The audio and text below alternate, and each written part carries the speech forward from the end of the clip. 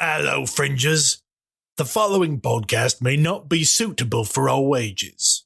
Listener discretion is advised. Look alive, fringers. It's 2099 and we are live and loud in the underground. From the streets to the scar. Keep your chip hidden, your gun loaded, and never trade your soul for souls. Turn it up and let them know. Big Brother is watching. Time to put on a show.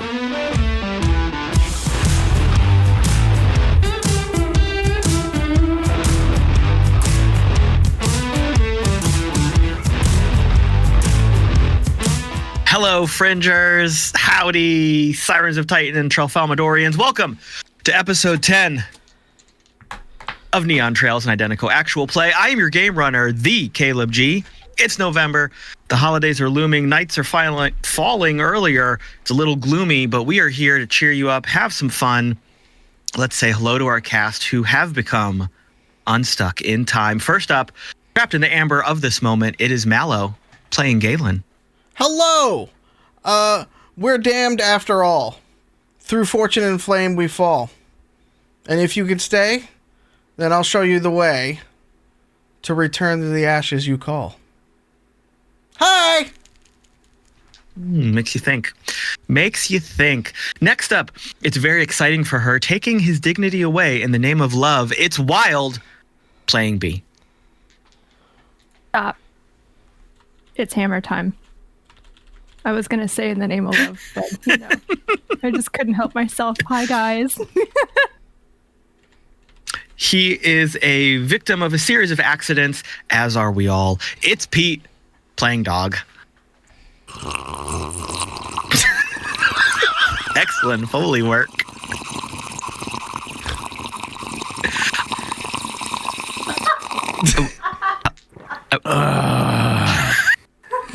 Hi. And the purpose of human life, no matter who is controlling, it is to love whoever is around to be loved. It's Lauren playing Drall. I approve this message. Good evening. And everything is beautiful and nothing hurt. It's Ethan playing Mox. Is it bad that at first I thought Unstuck in Time was a Babylon 5 reference, and then I realized that made me way too nerdy? No, not Even here. for this? Not here. Same thing. Equally nerdy, just in different ways. No one listens to Zathras, no. No. You're safe here. And let's get some housekeeping out of the way. Identico is, of course, live every Tuesday here on twitch.tv/Identico. We are alternating games of Chaos Incorporated and Neon Trails every week at 6 or 7 p.m. Pacific, 9 or 10 p.m. Eastern. You can, of course, see the episode archives, how to play videos, and our other nonsense on youtube.com/Identico. Be sure to like, subscribe, and leave us some comments about your favorite quotes that are definitely from books, but are maybe from TV shows or whatever you want. Follow us on the socials for announcements and news. Look for us at Identico or at Humanoid Games at whatever social media platforms are in existence currently. Be sure to visit playidentico.com where you can read the basic core rules for free, find our latest adventure, The Good Doctor, pick up books, the Game Runner's screen, other merchandise. Oh my goodness, look at all these people showing off their books. It is just magnificent. If you're with us on Twitch right now, spend those channel points, give us some rerolls. I think the crew is going to need them tonight because they are going to get into some shenanigans. And also check out our show affiliate, Greenleaf Geek, for some very cool dice. Mr. Mallo, anything else you want to share with us tonight? Just that, as you see, that it came up in the live stream, we have a second YouTube channel. What? Go on over to youtube.com/ at Humanoid Game HQ. At Humanoid HQ. We're trying to make sure that it gets to youtube.com/Humanoid HQ. If you were a fan of Identico After Dark back in the day, Alex and I are coming back with that. So check that out. We also have twitch.tv/Humanoid HQ. where we will be streaming all of that content and a lot more coming up here soon. So go take a look at that. If you haven't subscribed already over there, please do drop a like. Tell us what you love. You'll see a lot of additional content that we already have up on that channel. So go check it out. Also, and thank you. This is the first one I think we've been back since a Catacon. Thank you for coming out to a Catacon. We sold out of books. I'm really sorry about that. There was only so many I could bring. I'll bring more next time. But it was so good meeting all of you wonderful, beautiful people out there. So I appreciate y'all coming in. Mwah. Special Catacon kiss for everybody who came out. Yes. Well, let's take a step into the Wayback Machine and remember what happened last time on Neon Trails. The crew entered the small shack and met Chev, one of the miners in the settlement. Chev told them how the miners had found some underground caves, but then were trapped by the horned monsters. However, Dog poked some big holes in the story. And with a request from B to find a bathroom, things took a wild turn because Chev took the crew down into an old missile silo that supposedly the miners had found. After a long conversation, the crew figures out that the miners are being held against their will, and they decided to help. They went with Chev down to the lowest level of the silo and were confronted by an armed individual and his guards. It was revealed that this guy found something in the silo and had captured some of the creature's young to keep them at bay. Mox saw a scientist's spark in this individual and convinced him to demonstrate what he'd been working on. We then saw a giant pit full of thick, black, bubbling ichor that Mox immediately recognized from having it splattered all across his face. The mysterious guy then revealed that by injecting himself with said ichor, he is able to transform into a terrible, monstrous hybrid of the skull, stag-horned, creepy monster thingies. And that's where we left off, with him telling Mox that he was ready to sell to the highest bidder.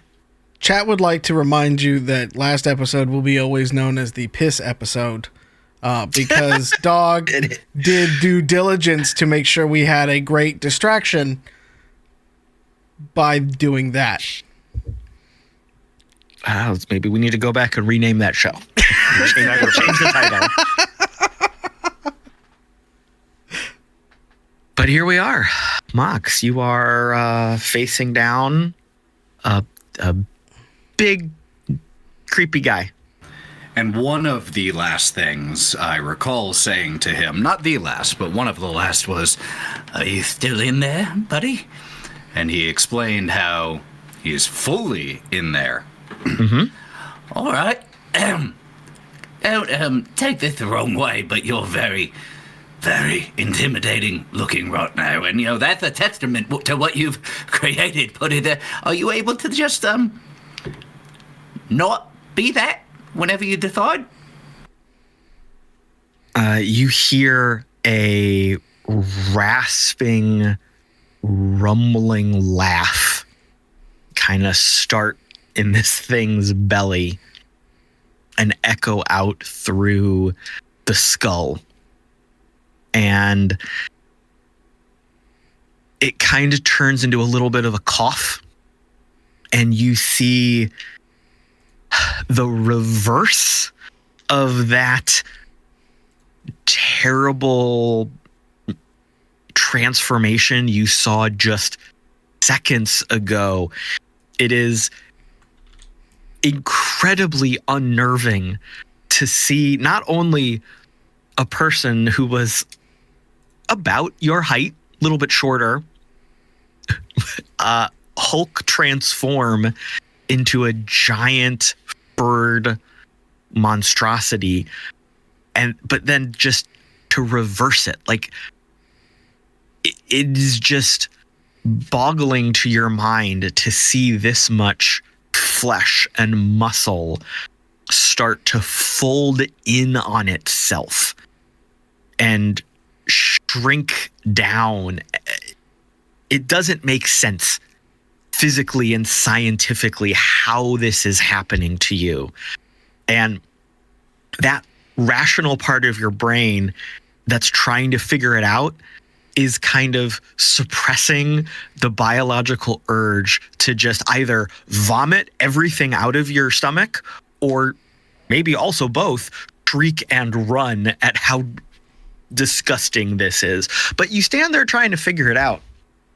And eventually this guy is back in humanoid form. He's kind of crouching on the ground. His clothing has pretty much shredded off. He's panting heavily. There's steam rising from his body. And he kind of gets back to his feet. Mox is going to grab just like a, lab style, what's the word? Like, not scrubs, but it's like that one piece kind of Sure. thing that goes over that is there. Just grabs one that's hanging and just kind of tosses it to him.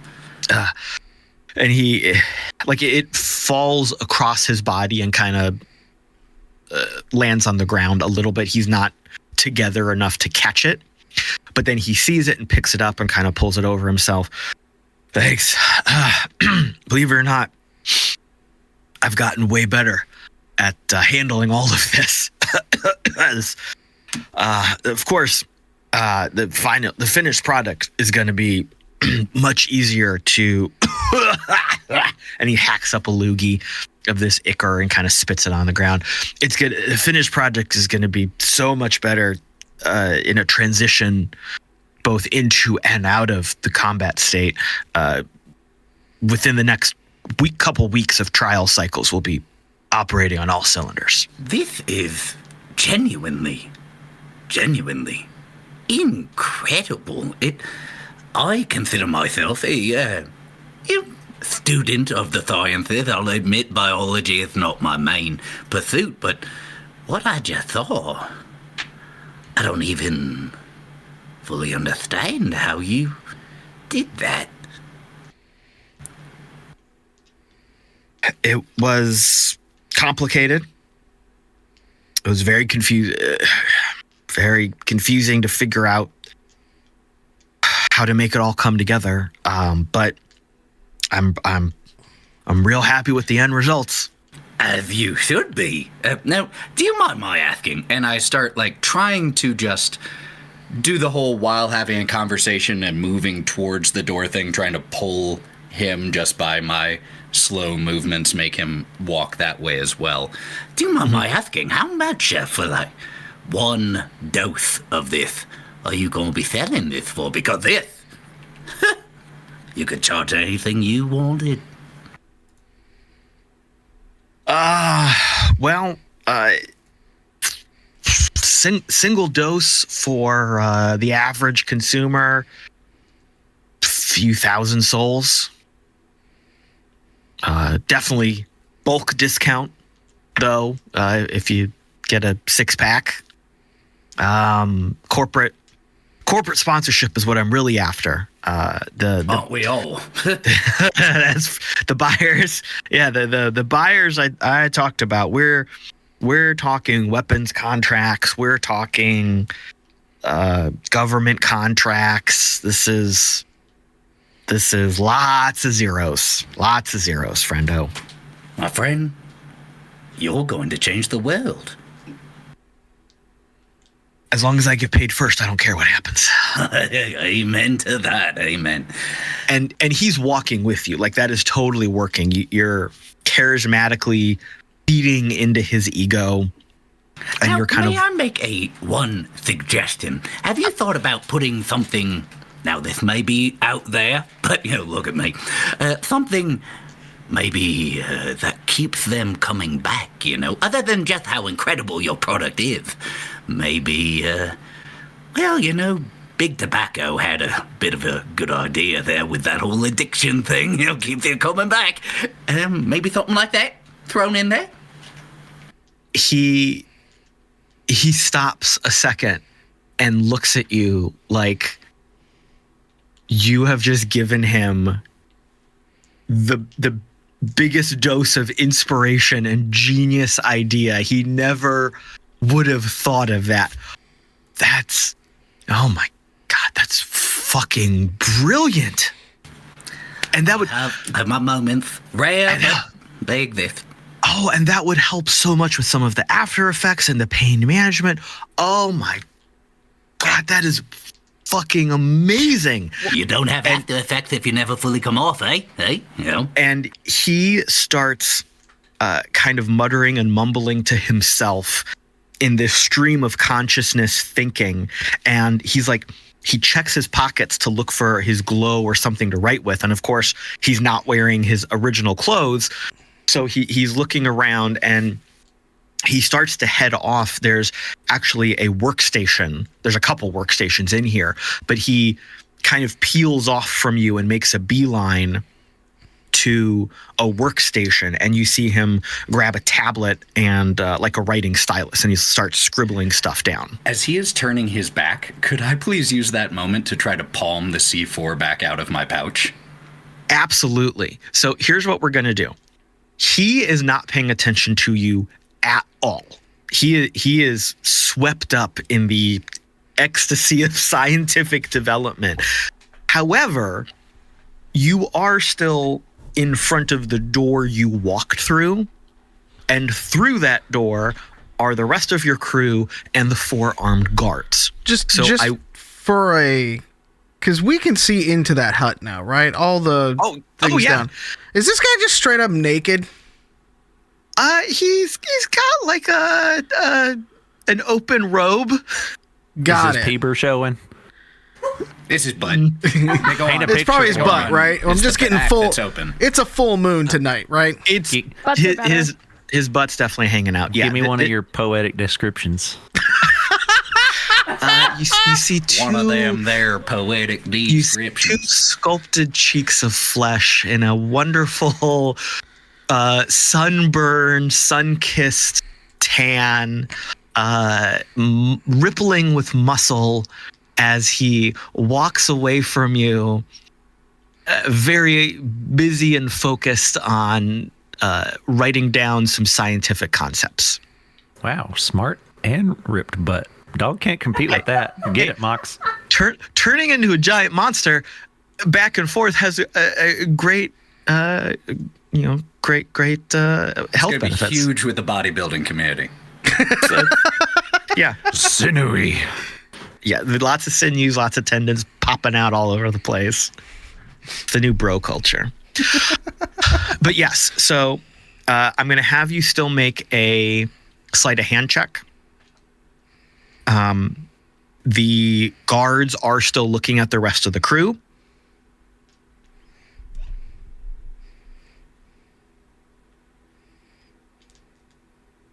Oh, I think I see a 20. Is that what you're showing us there? I love it. All right. So yeah, you tell me what you do. Tell me what you do as you kind of. I pushed a talk on and you didn't hear any of that. I didn't, but I got the gist of what you were saying. I'm so glad that we were able to communicate anyway. It's going to be so awesome when the podcast listeners hear this exchange. No idea gonna- why there was a dead silence right there. You're gonna Great love it. work, Ethan. You're doing great. We're professionals. So, as soon as because Mox was waiting for this moment, waiting for some opportunity. So as soon as he turns his back, Mox there's nothing fancy going on here because when it comes to sleight of hand, simplicity is frequently best. So just goes in, grabs it, and just kind of leans back. He had already picked out where he wanted to place it. Now, I have a question for you, GM, before I do this. Is that sleight of hand just covering me removing it, or would it also cover me planting it? Well, it's going to be the whole thing. Oh, Yeah. cool. You did then get a yeah. natural 20. Cool. For the record, that is a total of 22. So is going to, just do a quick lean back against the wall where he was going to place it, and is just deftly, without looking, putting it in position and just gives a look over as he's scribbling, a look back through to all the people in the other room. It's really cool. So, you know, we got some great... I mean, he's got some great ideas. I just suggested one thing. All him, though. Wish I'd come up with it. So the rest of you that were standing in this quasi-conference room with the long animal cage, you saw Mox and this other guy walk away. You did not have a clear view of the well and the mining equipment around it. You saw stuff over there, but it was a little bit obscured.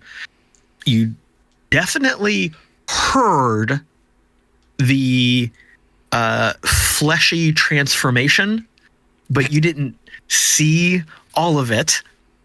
And then you heard the reverse of it, which is just like flesh ripping and like weird popping. Ooh. Can you do some Foley work? Oh, No, God. I cannot. Not at all. Thank you very much. You're welcome. And Isn't that your job?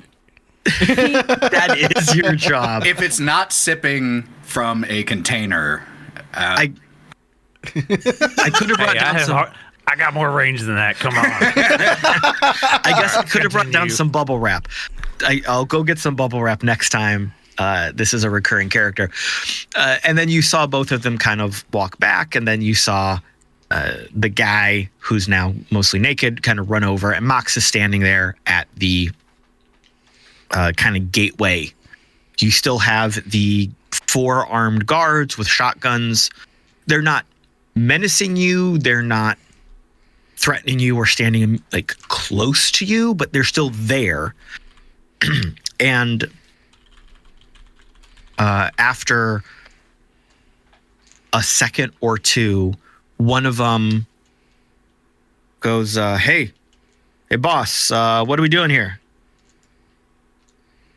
And the guy is working, and you just hear him writing on it. There's some Foley work. You just hear him writing and working, and he doesn't respond. And then Don't you know not to interrupt a scientist when he has had inspiration?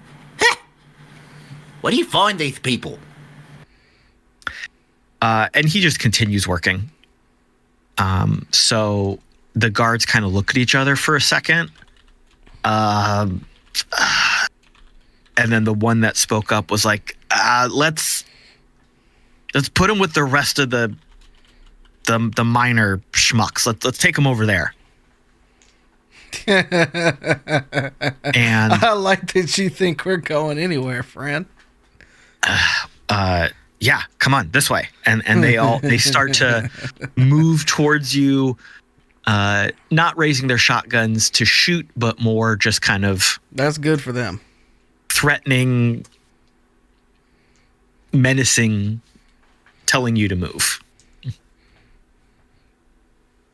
This is how you treat your marketing team? Come on, man. Look, I don't know who the fuck you are or why you're down here. He's off in one of his fucking tangents. We're just gonna lock this place down. We're gonna lock everything down until we know what's going on. Over here, up the stairs. Let's go. We're not leaving without our friend. Okay? So just keep working. We'll be here. Don't worry about it. They get much closer to you and raise their shotguns and start trying to shove you out of this little tent area back towards the steps. God damn, your breath stinks, boy. You're not cute enough to be up in my space like this, so you need to back the fuck up. Y'all get toothpaste do not down here? Was that on the truck that we were supposed to be delivering? Was toothpaste on that list? Oh shit, that makes sense. Because y'all giving a real rival to the British right now. No offense to our fans in Britain. We love you. Hey. It's okay. If you're offended by that, that is the Mallo Man. You could at me on Twitter X. Identico.com. Yeah. We love beans. Don't be mad. We love beans on toast. So the guards kind of look at each other. The one that was making the decision, kind of trying to strong arm all of you, he stops for a second, kind of glares at you, mouthing off at him, and then he quickly raises his shotgun to try to hit Galen with like the butt end of it. So let's do a quick opposed melee attack here, and then we'll roll initiative. That's cool because I got under arrest where I can easily disarm people.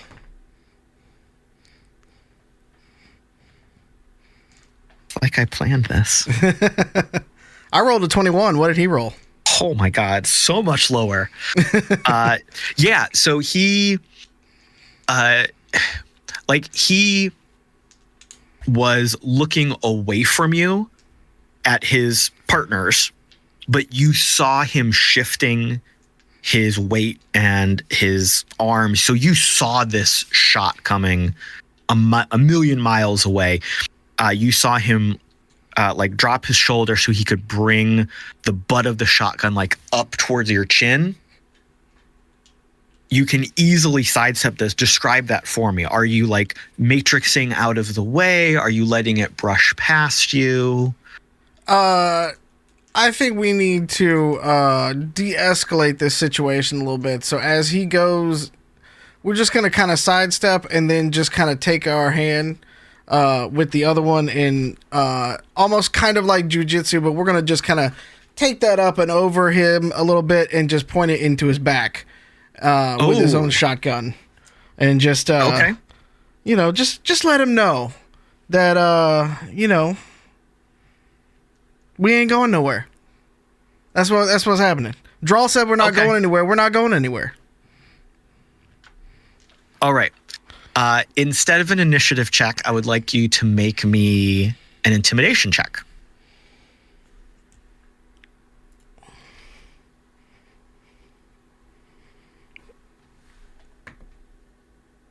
Not bad. That's a 18. 17 on the die plus 1. I'll take that. Okay. So the rest of you all saw this guy try to swing at Galen. You saw him jujitsu the gun out of the way. It is suddenly in his hands at this guy's back. This guy raises his hands. You see a little bit of panic across his face. The other 3 guards look at each other, confused. They're not sure what to do. You all have a split second to take control of this situation before they make a rash decision. So what would you all like to do?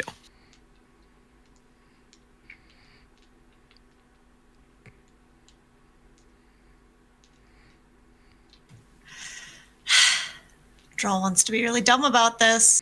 Be dumb. Okay. So yeah, that's all I needed. She is going to pull out 2 palm to combat knives from either pocket of her legs and walk slightly forward, putting like to where she's kind of crossed slightly over Galen in the front. Mm-hmm. And she pats the sides of her leg. I said, we're not leaving without our friend. I suggest you get back to work. All right. Give me an intimidation check.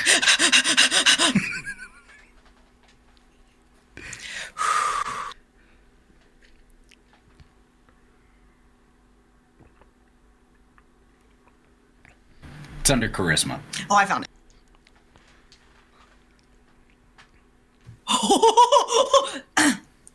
19 plus 1. 20. All right. So So the other 3 guards are standing there. You position yourself in this stance. You make it very clear with your body language what your intent is. And you have been in enough tense situations over the years that you recognize another player. You recognize that these are not just random dudes with shotguns. You see the training, you see the muscle control. They are clearly recognizing your skill as well, but they're not backing down. And you realize not the danger of the moment, but you realize you're walking that knife's edge of where is this going to lie? And you're not sure. Recognizing this, she goes from like a defensive, very in charge stance to where she casually slides her shoulder back behind Galen as if to kind of give up a little bit of room. She's going to let the slack out of her shoulders, cock a hip to the side, hold either knife to her side. Come on, guys. You don't want to do this. Is anybody else doing anything to support this moment, to add to it, to subtract from it? Help me! Someone do something! Dog's gonna try to do his best to make himself vomit. Not like the finger, just try to and create a distraction or just to cause confusion in the moment. Okay. Here I was planning just to mean mug. This is so much better. All right. Why don't you give me a performance check? Okay. I feel it's a great use of I'm just really envisioning Both Caleb's notes and the hours of prep that he put in. And so far, we have tried vomiting. and pissing yourself. And getting lengthy so descriptions of butts. We're in our Listen, golden years right now. This is perfect. I don't went to do this college. because I like it. It's got to be done. You're being responsible. And I'm really regretting that charisma is dog's dump stat. Like every episode, I'm just like, why? Why was that my dump stat? Okay. Oh, hey, look at that. With a -2 to charisma, that is a 17. Oof. All right. Really got to get it out. Yeah. You pull on maybe an old memory of some food poisoning you had. It might have been last week. It might have been in your childhood. Anything could happen with dog. You're not actually vomiting, but you're putting on a great performance. And this absolutely works to split the attention of the remaining guards. And I feel like that was the tactical intent of this move. So right now we've got one guy who's frozen. Galen has a shotgun to his back. There's 3 other ones. The one that Drall had kind of been eyeing down and now the other 2 have shifted their attention over to this spectacle that dog is creating. So absolutely, we have some chaos being sown here. Is there anything anyone would like to do to take advantage of that? As this is happening, quick question. Has our lead scientist noticed this, or is he still in the throes of inspiration? Let's find out. He looks up at the noise but then does that's not important and goes back to work, kind of head shake. So he is still distracted. Mox would like to just casually head that a little towards where he is, that whole desk with his notes and all of that. Okay, Not absolutely. looming over him, just moving closer. Sure. He glances over his shoulder at you. Oh yeah, if you want to look at what we're doing here, you're a smart guy. Look, and he just kind of gestures at the table. Mox is going to do everything outside of take his glow out and take a picture.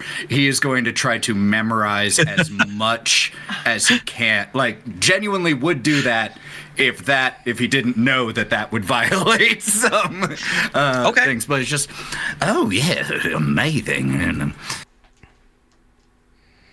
All right. Give me a do you have any skills that correspond to science? Many. Sciencing. I mean, I have do you have- electronics, but this isn't electronics. Yeah. Biology, medics. Do you have anything along those lines? I have some medics. Where's biology? I'm not seeing that, but I have medical and I have science, generally speaking. Give me medical. 21. Holy crap. All right. You very quickly get a very good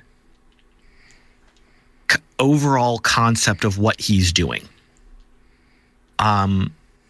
You could not replicate the formulas from memory, but you understand the core concept of what he's pulling off, that there is a mutagenic substance that already had mutating properties that he then manipulated further to increase the to make it more potent, I should have said, to make it more applicable to a person, to kind of customize it. You see that he also did a lot with his own genetic code. So it's almost like this was customized for him. But you also see that the principles are sound, that he could kind of cut and paste it to anybody.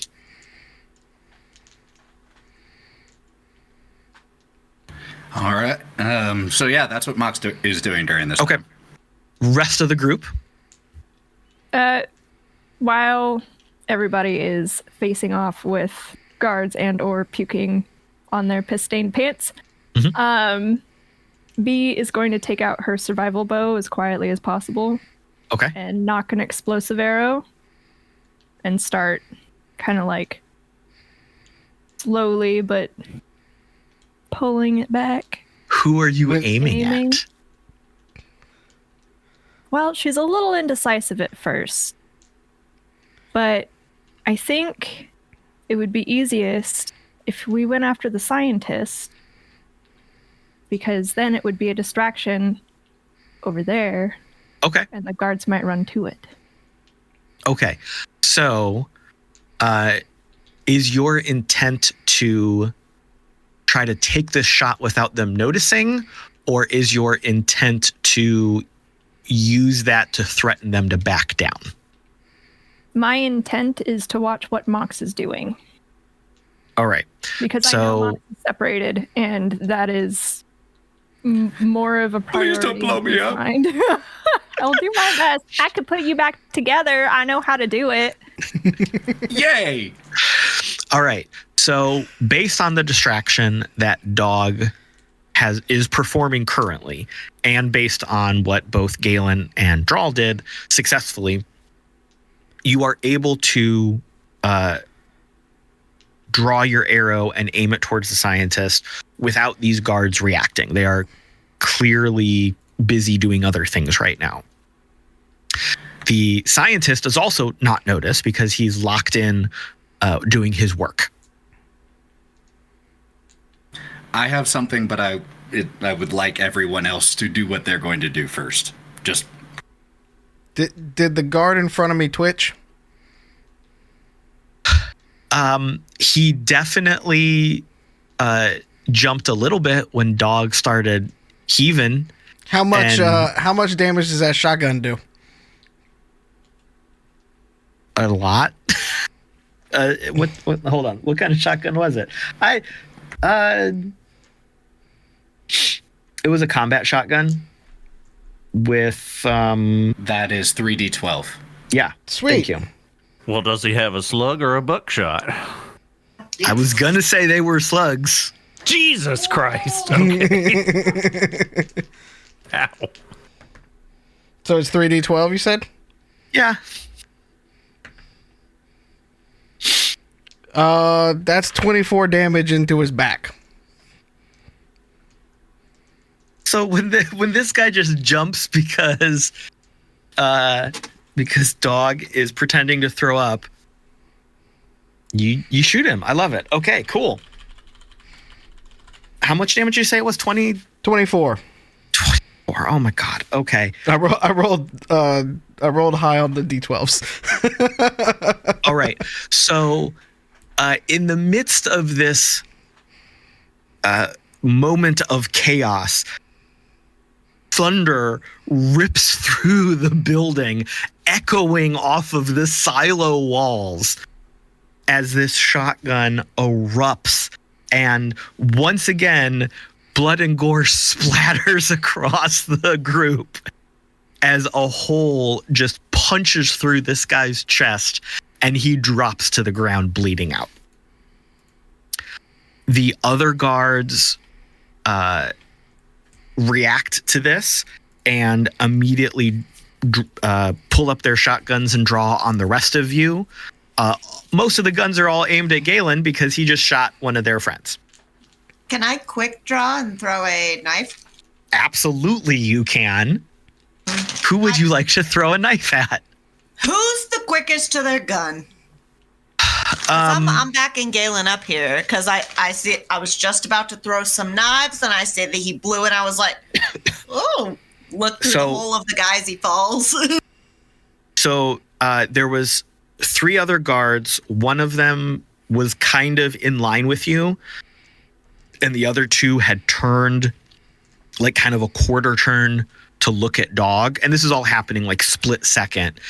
One of those other guards, kind of in the middle of this group of 3, had just a little bit of more speed, pulling his shotgun up, aiming towards Galen. That one. So yeah, go ahead. So she is going to fling it right out, aiming for an elbow so that he loses the ability to hold his gun. Perfect. And so it says combat knife right here. Mm-hmm. It says 3/1 for speed. So if you're just going to do 1 as a called shot, that's just throwing 1. Fantastic. So that'll just be your D20 roll plus your agility. 5 to hit. 21. This dude didn't have a chance. All right. So within a second, as he is pulling the shotgun up to his shoulder, his arm suddenly gives out and he just screeches in pain, and a combat knife is now buried to the hilt through his arm, and his overalls, his coveralls are starting to very quickly soak through with blood. He he doesn't drop the shotgun completely, but he loses his concentration. He is no longer pointing a gun at Galen, and he is yelping, screeching in pain. Let's have everyone roll initiative for doing things in order. Oh, very nice. Oh, jeez. Dog's giving us the eyebrows. I love it. Oh boy. Yeah. All right. Drall has a 5. Okay. Yeah. Mox had a 6. 14. 14. Same. You probably have a higher initiative than me. Mine's a +1. Hold on. I didn't even check that. Oh, mine's a +1 too. So you got a do we 15. rollies? So I Oh, yeah, got then you got 15. 15. Yeah. That's Okay. how you play the game, guys. Yay. Maths. Dog, what did you have? An 11, mid as ever. And Galen. No, 19. Perfect. All right. Top of the order, Galen. All of this has happened in a split second here. I mean, if one is good, more is better, right? Sure. So I'm assuming there's another guard that's very upset with me at this point. So yeah, you've dropped. There's a guard bleeding out on the ground in front of you. Mm-hmm. There is a guard kind of to your left and to your right. The one in front of you, more or less, has a knife in his arm, and he's really concentrated on that right now. Okay. And the guard to the left would be the first one that could hit B, correct? Yeah, Okay, we're gonna hit that guy. go for it. Combat shotgun is 2 or 3 D20. I forget. I'm not aiming. I think it's 2. Okay, Hold on. Yep, 2/1. perfect. Let's go with that.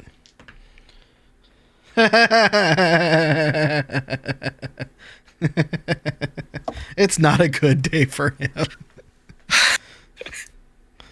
What did he roll on defense? 4. Well, I rolled a 14 and a nat 20. Oh my god! All right. So you've got 2 solid hits on this guy. Yeah. Galen wasn't fucking around. He was pissed off last episode, and now you got little children in a cage kind of thing. Like, yeah, they're monsters, but they're little baby monsters. Yeah. So, all right. The monsters, by the way, are all yelping, so they're yeah. adding to the chaos of the noise. You've got kind of a very high pitched, like baby dogs who Yeah. are very upset. So he kind of turns around before he takes a shot. He's like, shh, shh, shh. It's going to be okay. It's going to be bam, bam. Bam, bam. All right. right. First location is the body for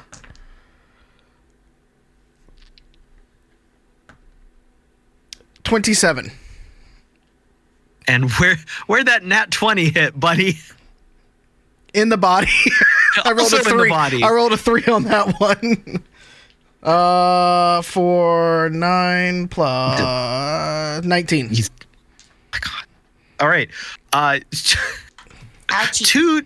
Two giant cookie cutter holes just punch out of this dude in a very anime style blam blam, and he drops to the ground. Well done. I told y'all not to fuck with us, but no, y'all had to go off and start some bullshit and brandish weapons and stuff like that. And that's what the hell's gonna happen. Drall just goes, yeah. B. And she aims with her knife. Thanks, Daddy Galen.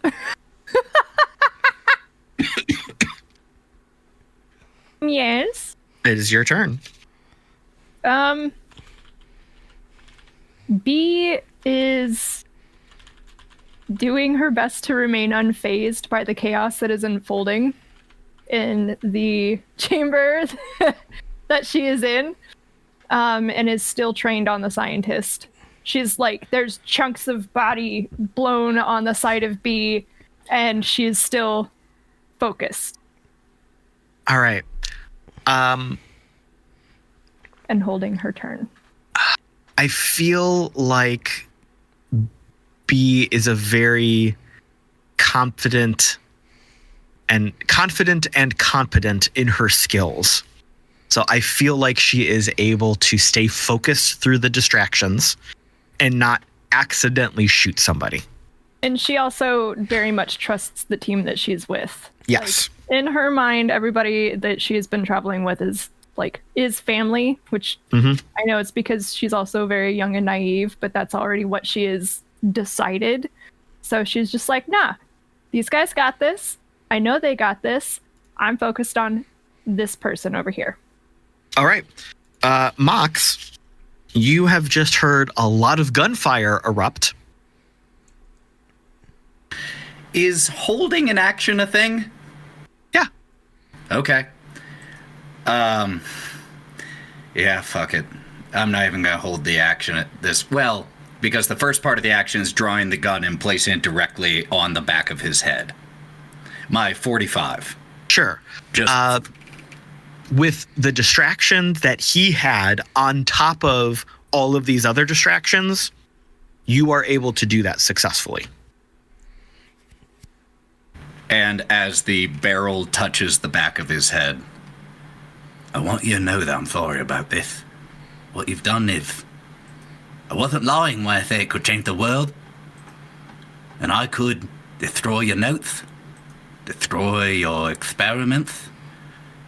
But as long as you're still alive, you can do it again. The corpse can't have this. and pulls the trigger.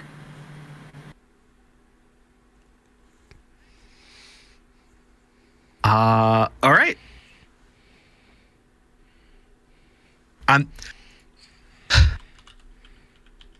You can't miss at this point. So, I'm fine with the roll. Like, I can. Yeah, but rule of cool. That was just too good. That was too good a monologue. You successfully execute this crazy scientist motherfucker. And now I pull out my glow and take pictures. You could fucking plug in and download. You could just take all his tablets. They are a little messy. A little bit of brain matter on there now, yeah. You need a Clorox wipe or Mox two. Is but not you're wanting fine. any reproduction of these notes. Is fine with what he has in his head. So just that's the end, and is going to. Is there anything else I want to do in here? Nope. Start walking towards the. All right. Other room. Another thunderous gunshot rips through the room, echoing off the walls. Dog, it is your turn. From your angle, you saw that happen. Absolutely. And you may not have heard the monologue over your ringing ears, so you don't know quite how cool it was. But you saw Mox just execute this guy. Just let me kill. Well,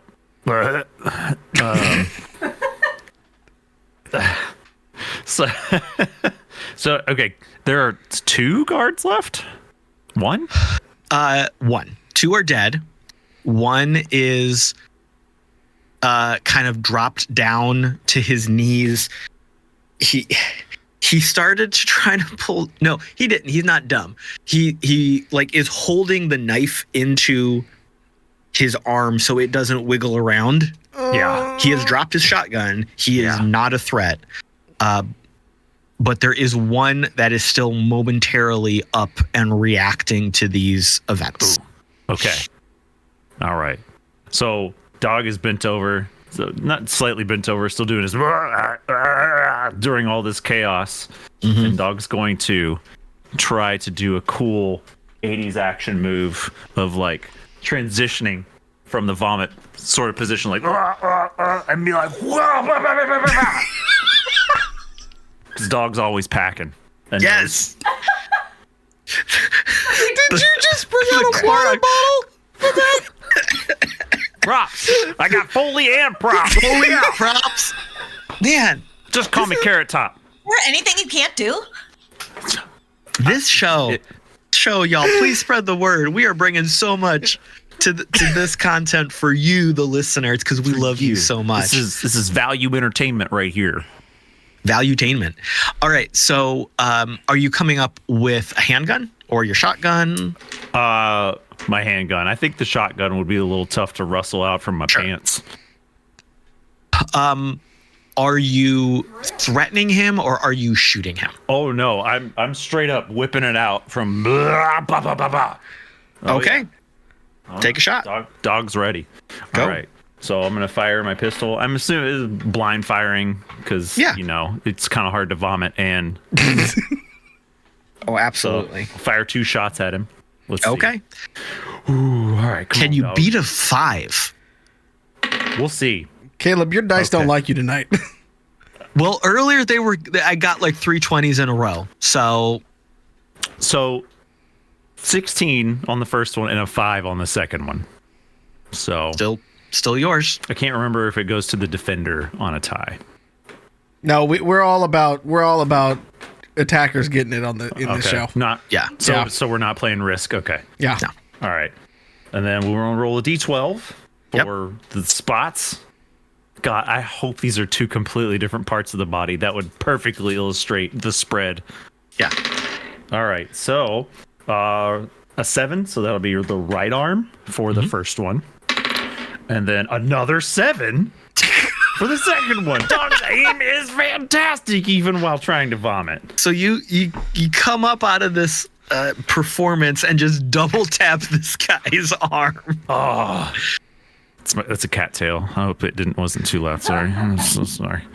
Okay, so then let's see. For those of you new to Identico, a 40 cal pistol is 3d8 damage. So what you're gonna want to do is you're gonna take your d8 and roll it 3 times. That's 7, 6, and 7. Add that together. I'm not good at math. I'm from Kentucky. 7 plus 7, 14 plus 6. That's 20 on the first shot. Hey, at least we've insulted the British and Kentucky. They're my people. I can do it. It doesn't count for him. And then that's my culture. And then 8 for the second shot. So 28 total. All right. This guy, this poor guy. Yes.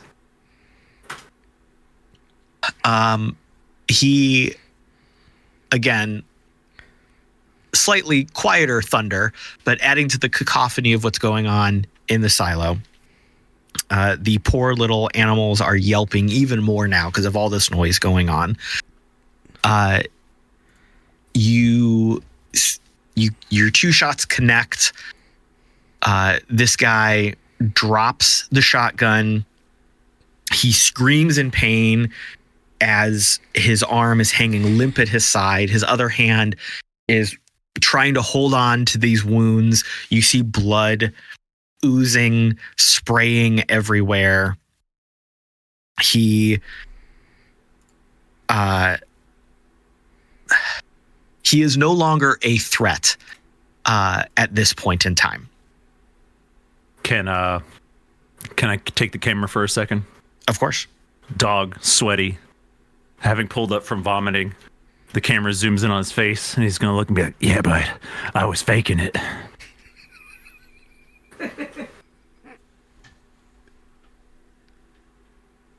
All right.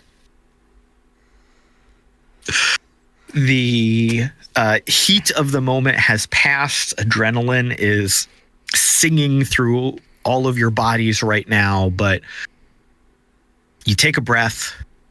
The immediate threat is gone. Even with this chaos, no other guards run out.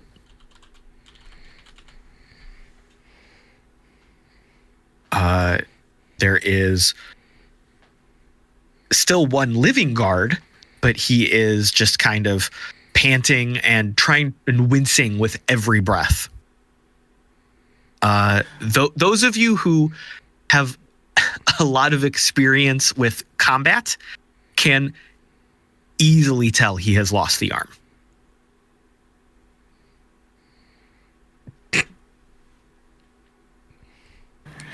Mox would like to, as he strolls out from that room, a little bit of, viscera and brain matter and skull fragments, I'm sure, on his clothing. Just look around the room. Oh, all right. The question is, with everything that Mox has been through, can we tell? Because he still has the other... Now there's a little bit of skull fragment. Nothing else has really changed. Gotcha. Okay. B is going to pick up a piece of one of the guards, take the armor and our clothing off of it, make sure it's nice and bloody, walk over to the cage and put it through kind of like the entrance or near the entrance so that the babies can all smell the meat. As you do that, you saw that these guys were just wearing coveralls. They had bad fashion, I remember. And they were former members of Slipknot. Right. And you do that thing. The little babies, you see, there like I had said, there were a couple groups of pups huddled together. The one closest to you, they all start to kind of unfold and untuck from each other and come over to the cage. One of them sticks their little bone-covered snout out of a hole, and you see it's definitely a tongue, but it's like midnight black, kind of lizardy. Okay, cool. So B wanted to test the theory that they would go for the meat. B's gonna turn to the team and go, guys, do you know where any of the guards would be other than here? Do you think we could sneak these babies out? Do you think we should go get the other miners, or should we just leave all these assholes? They've got to have a control room, and the control room has got to have an evacuation signal or something like that, right? Yeah. One would think. While you're talking, you hear a little bit of a thump, and you look over. One of the chairs, from behind one of the chairs, had been tipped over. You see the shaking figure of Chev, whose hands were like clasped over her ears.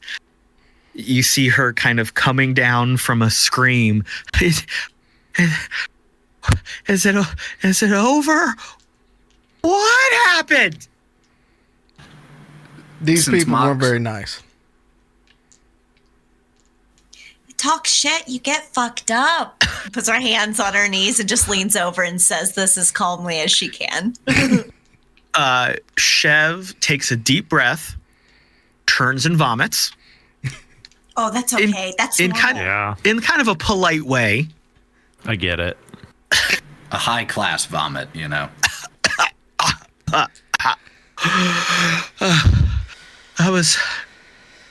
Oh my God. She is rattled. Like, she is shaken. This is someone who has not seen that level of carnage, wanton carnage, in so quick a series of events. But she stands up and, okay. Chev, is there an evacuation signal? Surely they must have discussed, like, if things go bad, there'll be this siren or something. It lets you know to get out. I don't know, but she points at the remains. This is all of them. Yeah. Oh, convenient. Can you go get your friends, the other miners, and get them topside so that we can get these babies out of here, so that we can just finish this shit? Yeah. Don't leave. Don't exit the building yet because there are still those things out there. So you might want to wait. Well, okay. So, and like you can see her trying to put her thoughts together. So they usually locked us all into one of the side hallways. He kept the keys on his belt. And she points over to where the shredded clothes of the scientist are still laying on the ground. They put everyone in there when y'all pulled up. That's what he went down to do when we were talking. I can go get them. What are we doing? Are we leaving? Are we coming with you? What?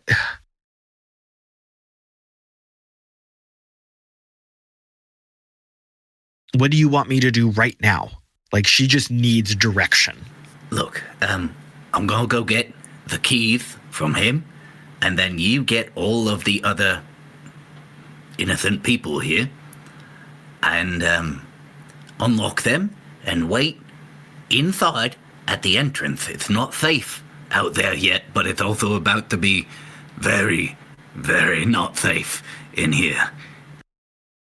All right, with that clear instruction, her almost shattered mind kind of latches onto that.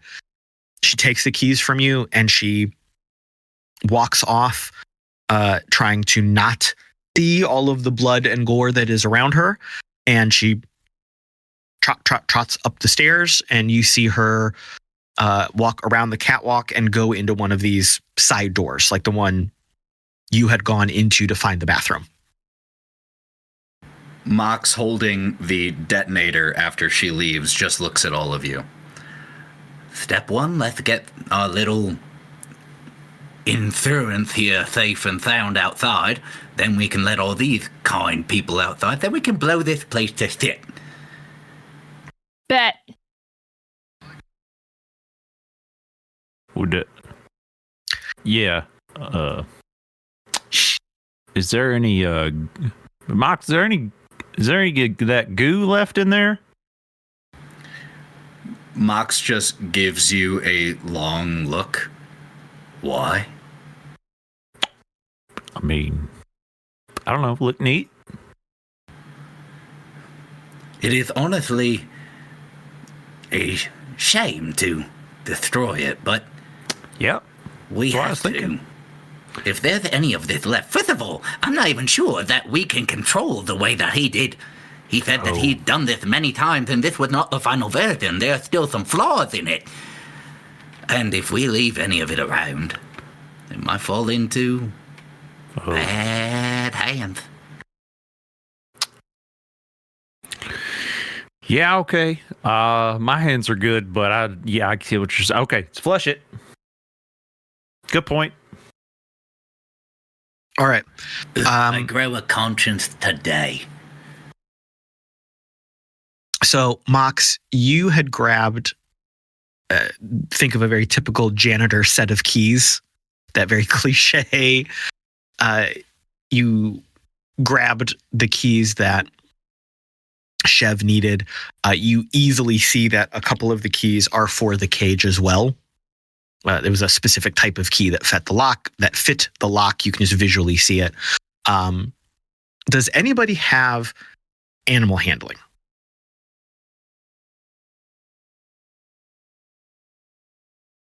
I do, but it's a -1. I have it. I do. Two. You have it too. We can handle the mammals. Handle him. All right. So what is your plan other than unlocking the cage and kind of baiting them out? What is your plan to get them back through the silo up to the surface? I was just thinking of, you know how you lead a donkey with a dangling carrot?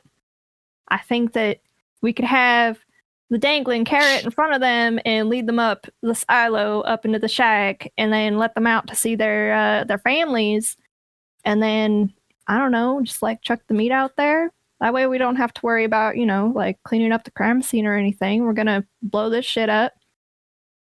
If we want, we could have Mox like follow behind, make sure no stragglers are going. We could have like extra limbs or whatever.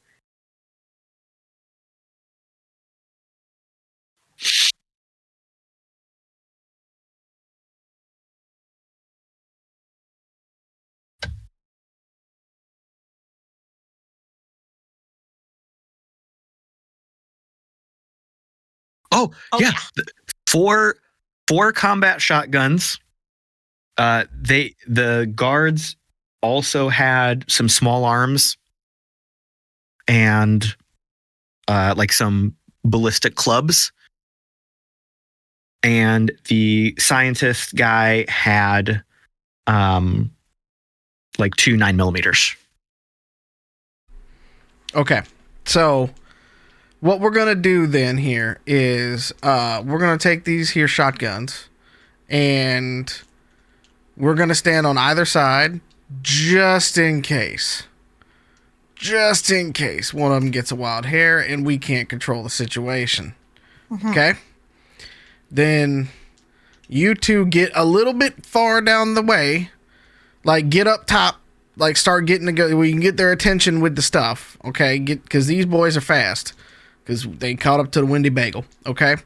And then I want you to run as fast as you can and get them outside.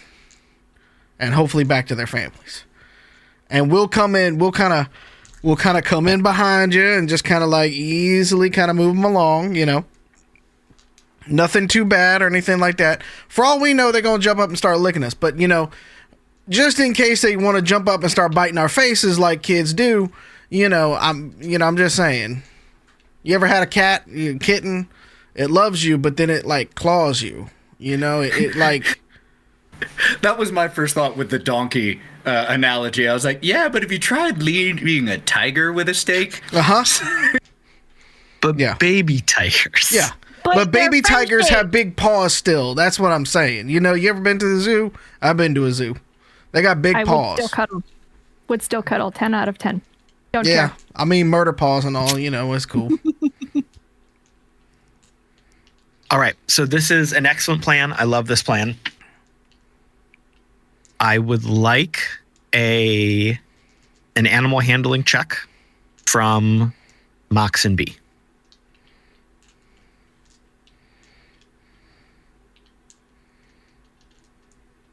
$13. It was almost at 4. I am spending a reroll because I just got a 2. So hold on, please. Thank you for that reroll, chat. Thank you for that reroll, chat.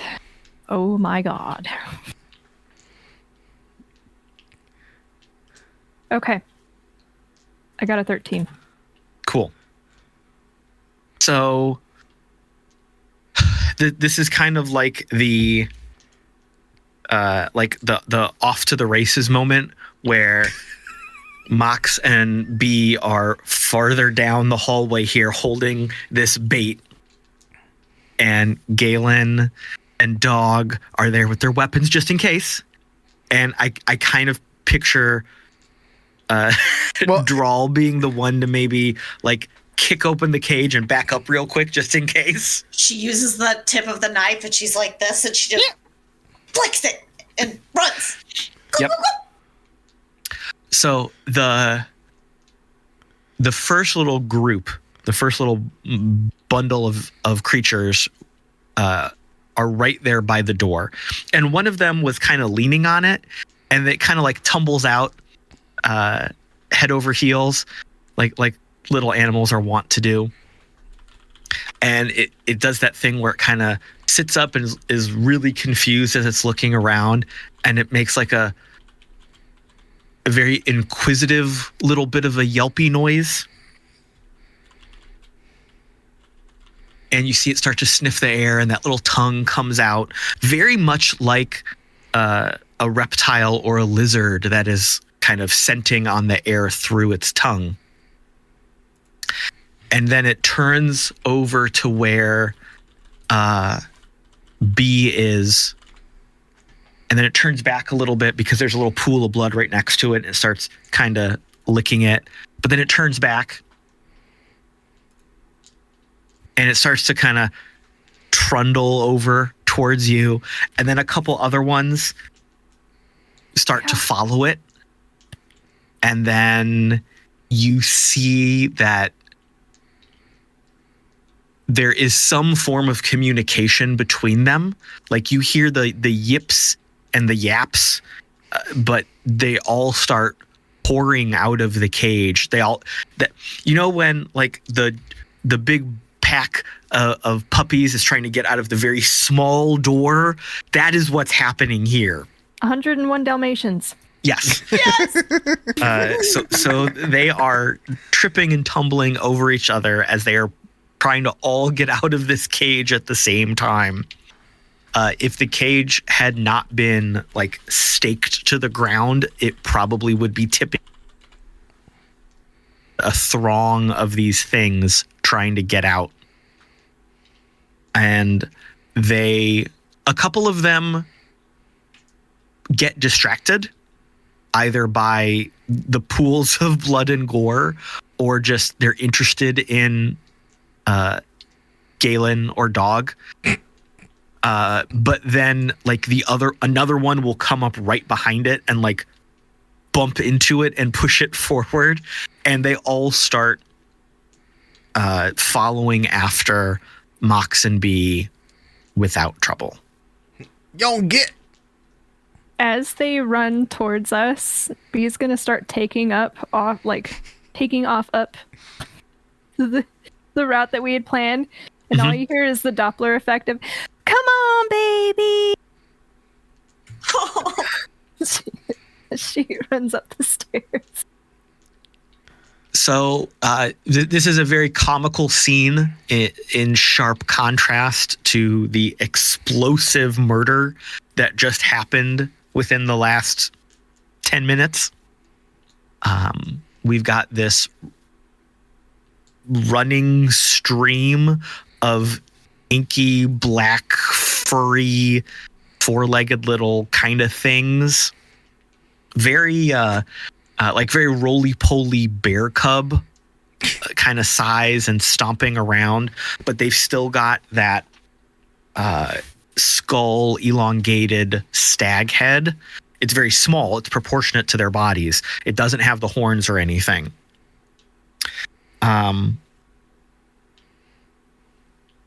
And they're just kind of so cute, don't they? They really do.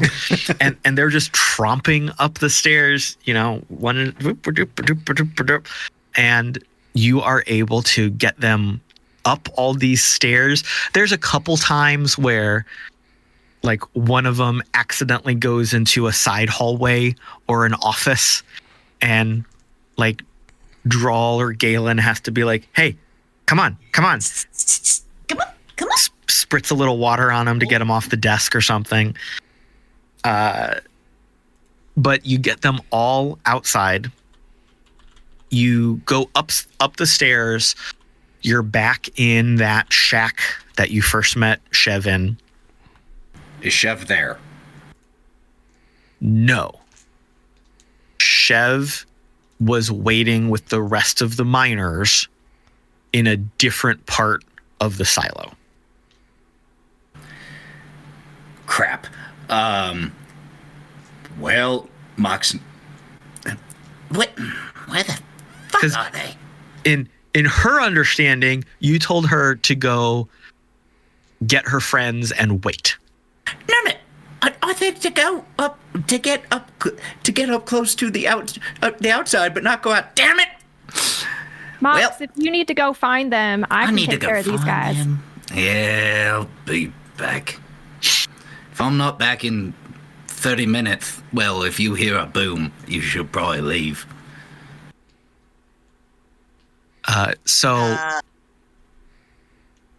You have to be out of the building before it. Look, it's not the ideal situation. I'm just saying be prepared for it.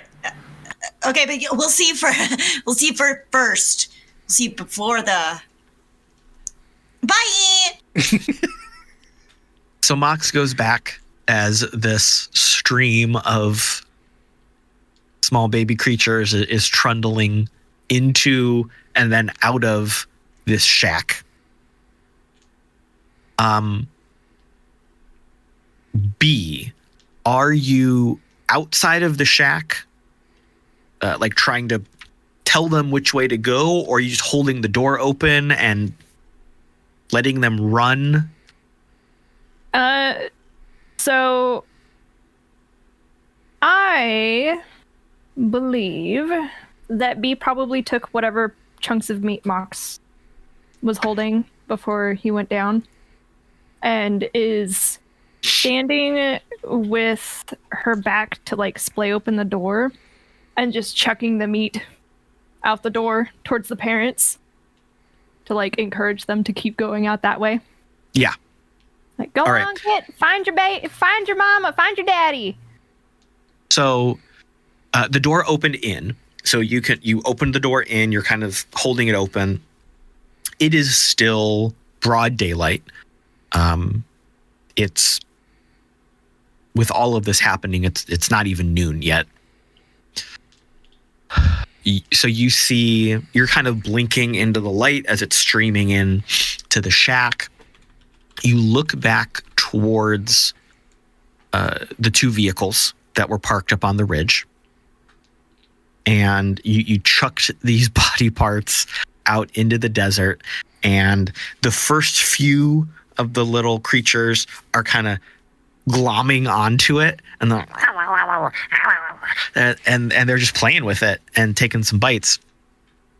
And that's kind of encouraging the rest of them. Again, they're kind of piling up at the door and trying to shove their way out.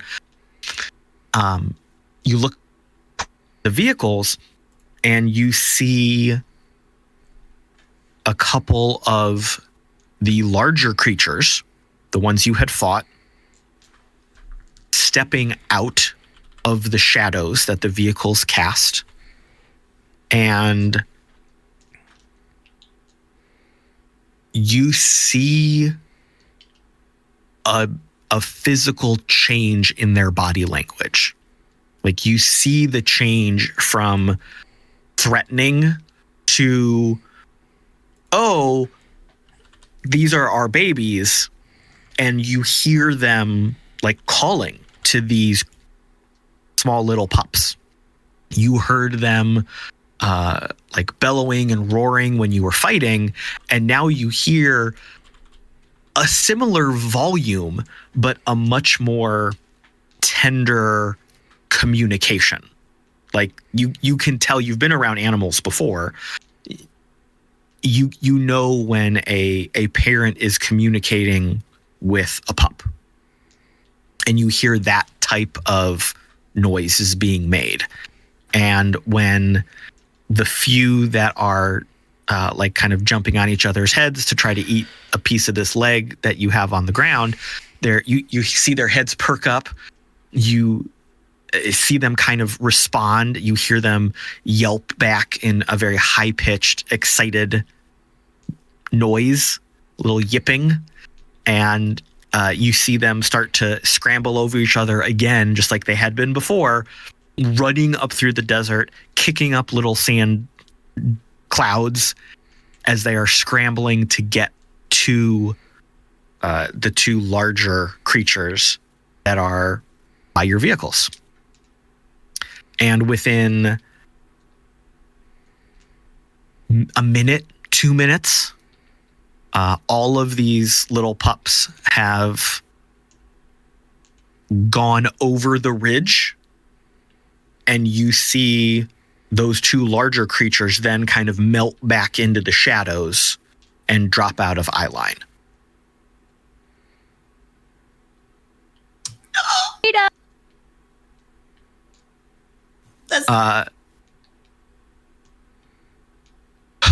So now you are all standing there in the shack. It is shockingly quiet. Wait, after the if we're all there, can we give like the wilderness nod and to them and stuff to see if they give us a wilderness nod back? Like, are we that sentient with these boys now, or? At this point, they're gone. Damn it! Like they have melded, disappeared into the shadow. In your eye line, you kind of look up to the ridge. You see your two trucks parked there. You do not see their silhouettes or bodies anymore. So they've gone out of your eye line. I was really hoping we could parlay for some easy passage through their territory too. I was like, we're just gonna keep getting our reputation level with all these different groups up. Maybe they'll remember. Maybe we are friendly on the side of the Bago. I don't know. So, Galen, B, Dog, and Drall are standing there in the, like I said, shockingly silent shack at this point. After all of the chaos that has just occurred, that silence of nothing happening is really nice. Mox, you went back down into the silo.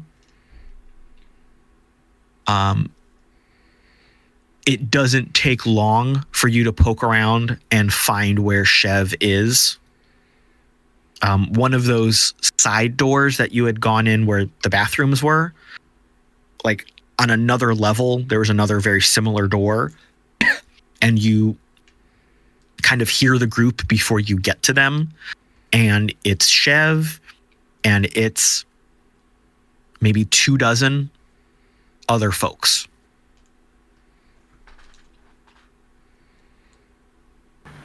Chef, good. I thought you were gonna... Never mind. Glad I found you. We need to get out of here. Hello, everyone. Nice to meet you. Let's go. What? Wait. So I know the guards, the soldiers are gone, but what about the creatures? Are we in danger to try to leave? We haven't tested our theory yet. However, we have good reason to believe that we are in less danger now, and a hell of a lot less danger than we're gonna be in if we stay here for too much longer. Okay. All right. And let's go. And Chev has kind of regained her faculties and her presence, and she is quickly getting everybody to exit and follow the instructions. And as soon as they are ready, Mox just, leads and then waits for people to pass, catches up, just herding them upwards. So,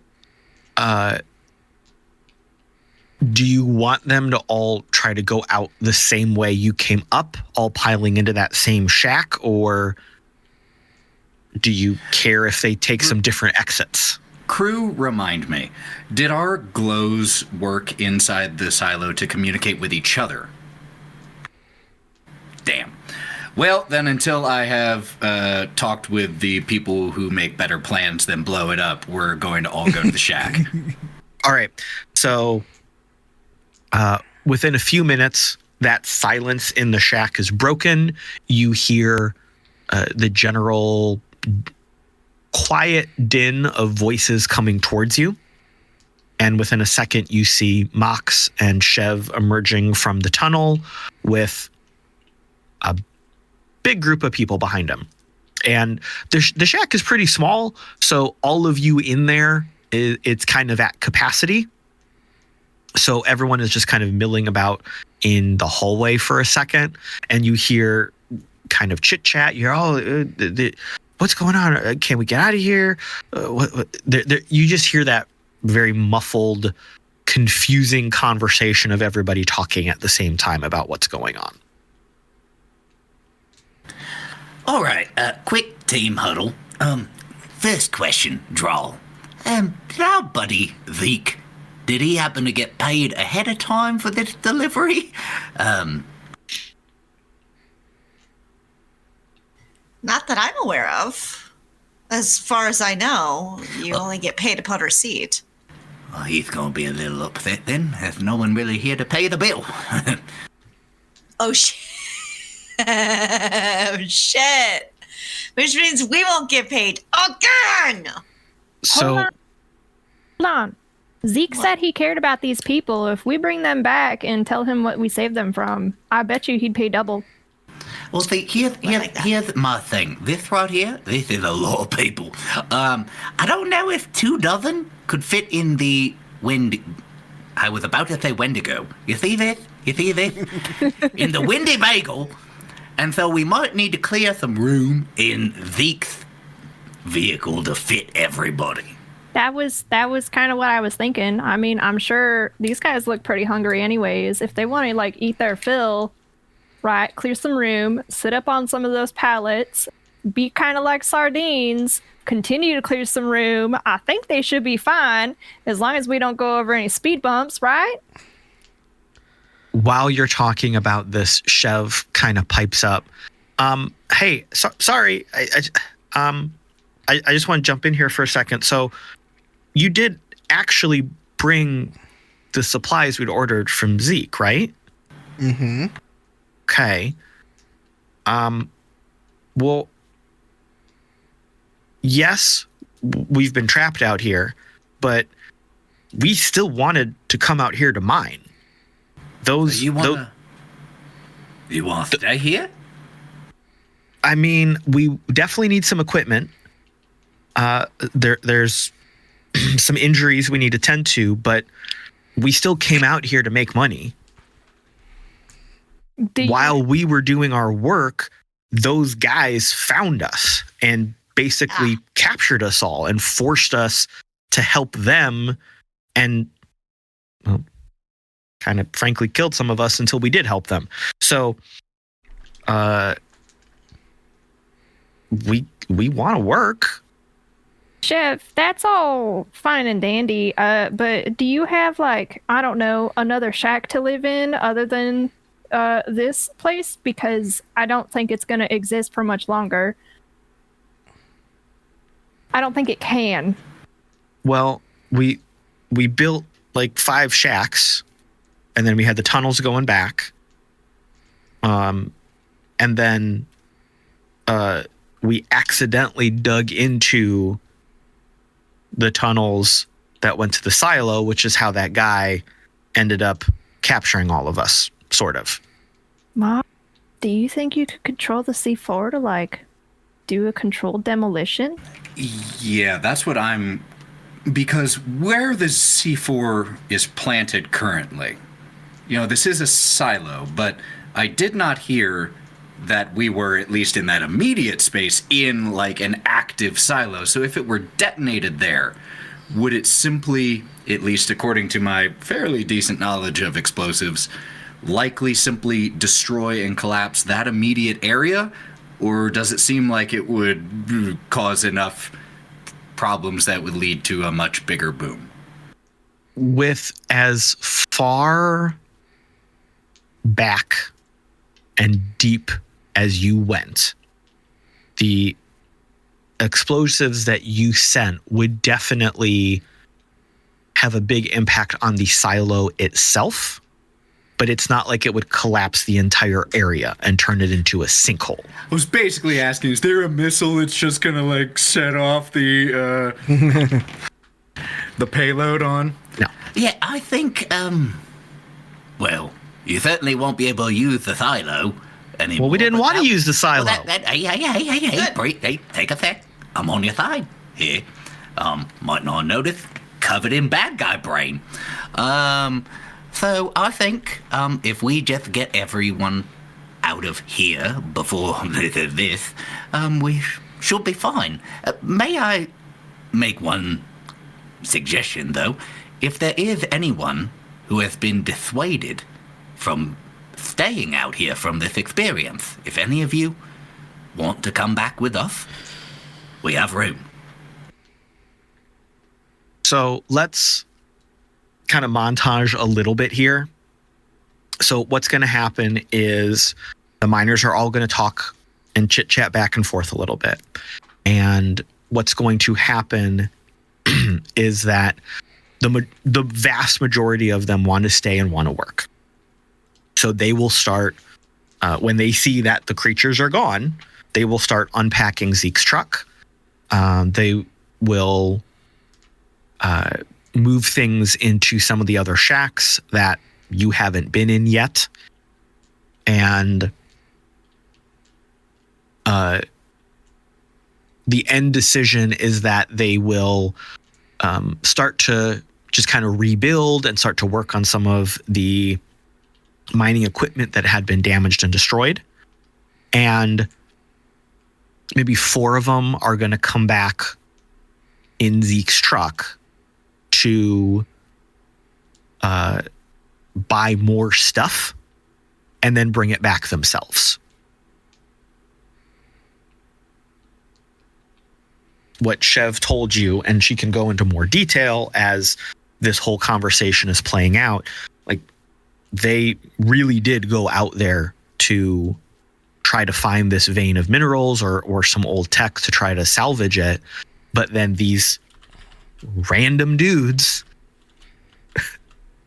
found them and threatened and killed some of them until they all started basically being their workers to work in the silo on what that guy was doing.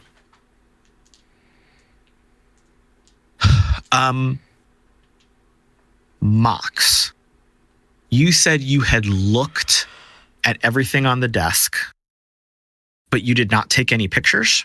I did not.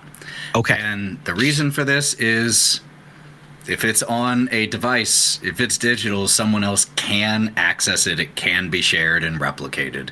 Absolutely. He doesn't want that. Okay, no problem. No problem at all. So the miners are all getting the supplies unboxed out of the truck. It takes most of the day because it's hot. They've all been exhausted. They're not in great physical health. So it takes a while, but they're able to unpack everything. And as the sun starts to go down and it gets a little bit cooler, they are all standing outside kind of enjoying the fresh air after having been trapped for so long. And you hear them chit-chatting about how they're going to rebuild and what they're going to do. And it seems like everything's fine. And they say, well, hey, we're going to head back in Zeke's truck. Do we all want to go together? Do we want to head out together? I mean, we promised that we'd get Zeke's truck back to him, so yeah, Okay. that'd be a good idea. Perfect. Yeah. All right. So Chev is not one of the ones coming back. It's 4 other miners, and it's not like you met them before, but you interact with them during this day of unpacking and hanging out. So you're on speaking terms with them, no problem. And you start to drive back. We're going to need to take the long way, though. We can't take them through DJ territory. We're going to do the Right. long way.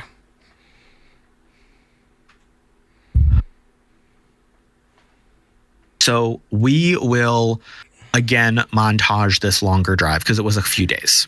There's one detail Yes. of the montage that still needs to be said, and that Please. is once trucks have been unloaded, everyone has gotten in and cleared the space. Mox making sure everyone is at as safe a distance as possible, and just kind of pauses for a second, trigger in hand, shakes his head. What a waste. Boom. So this was pretty far underground. So it's not like you hear it or really feel a huge impact. But you know that it went off.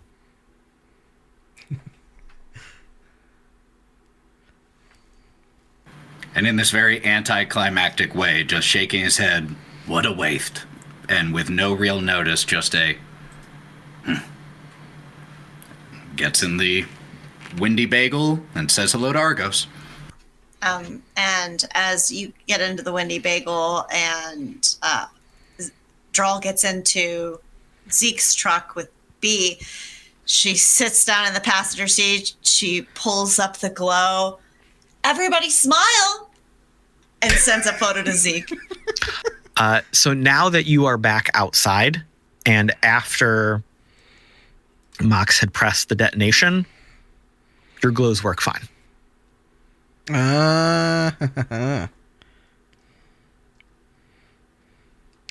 Cheeky breaky.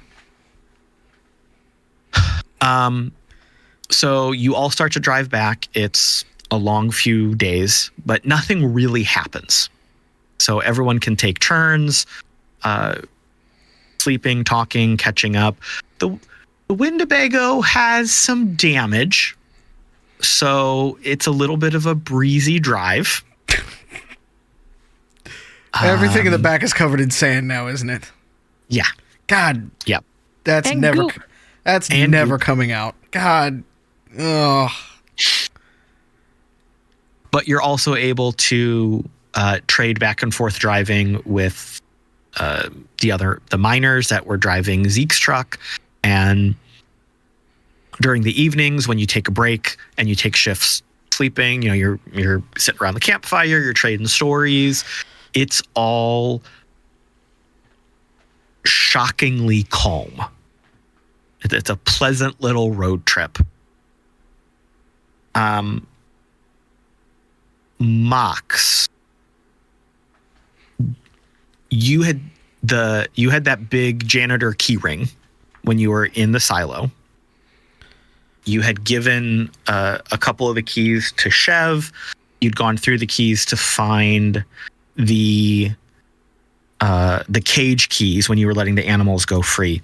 Did you keep that ring, or did you give it back to Chev before you left? As far as I know, I kept it. I didn't say otherwise. Okay, cool. So at one point or another during this long drive, you're probably fiddling with it, just kind of going through the keys. You notice, and somehow you had kind of skipped past it once or twice, but kind of buried in the middle of this key ring, there's a piece of metal on it. It's not really a key. It's more of like a like a dangly keychain decoration thingy. And you look at it, and you maybe looked past it once or twice, and it didn't really catch your eye. But this is a long trip, and you can only fiddle around with Argos so much. So at some point, you're just kind of not anxiously, but like just flipping through the keys. It's become a little routine you do, just kind of fiddling with them as you're driving or sitting in the passenger seat next to somebody.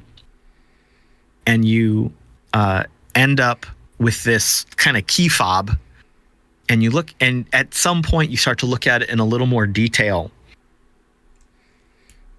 And maybe the second day, it clicks what the shape is. And you remember back to that very first night in Solace, when a certain someone handed a business card to B, and it's this very stylized, angular, feline cat head.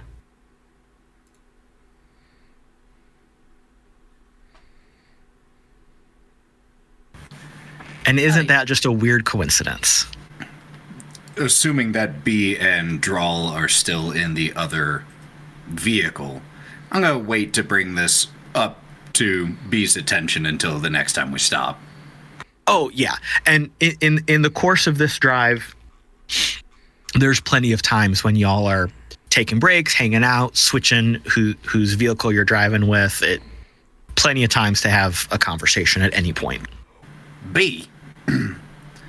This look familiar to you? Can I see that closer real quick? Can I? Puts it up real close to her face. You know, I think I saw it. Hold on. She like runs up into the Windy Bagel, digs in the pack of junk that's been placed there so many days ago, and comes back with a very crumpled and scratched up business card. Now, the business card you had gotten from Callisto was a very thin, like razor thin metal, but it had still been kind of crumpled and scuffed up in your backpack, but it has the exact same logo. Here. What do you think this means? I think it means that our friend back there and your friend right there have had some dealings. Knocking boots? Well, hold on. Who does this friend of yours, this Callisto, where is she from again? She said she was from one of the mega cities. She was with that group that you were supposed to meet. Remember when you were talking about darkwave generators? That was her. Yeah. She peeled off, and then Galen wingmanned for me. Well, then I'm very sorry to crush any ambitions of whatever you had with this Callisto, but I'm guessing that a darkwave generator wasn't the only piece of interesting technology she and her associates might have been interested in. He mentioned to me before his unfortunate accident with a 45 that he had interest from big individuals with big pocketbooks, corporations, maybe from the plexus. Oh, not upset or hurt. I mean, a little upset. I mean, I can see it. It's all right. She was hot, but most of the time when I'm picking people up at bars, I'm doing it so that I can maybe get some secrets. I didn't get much secrets from her. There was too much other things going on that night, but when you say you didn't get too much secrets, Mox is just going to hold up the key fob and the business card next to each other. Okay, fair. I think you did. So, think we should contact him? I think it's something we maybe should think over a little bit before we do, but I certainly have some questions. Is anybody else in on this conversation, or is it just being Mox? Hey, Drall, Galen, dog, this seems important. Yeah, important. Galen will saunter over. What? So y'all remember that 10 that I got to take home? Christ. Thankfully. Listen. Oh, Juicy Soup Mommy? Yeah, Juicy Soup Mommy. Jesus Christ. Listen, you ain't the only thing I pitched tent for.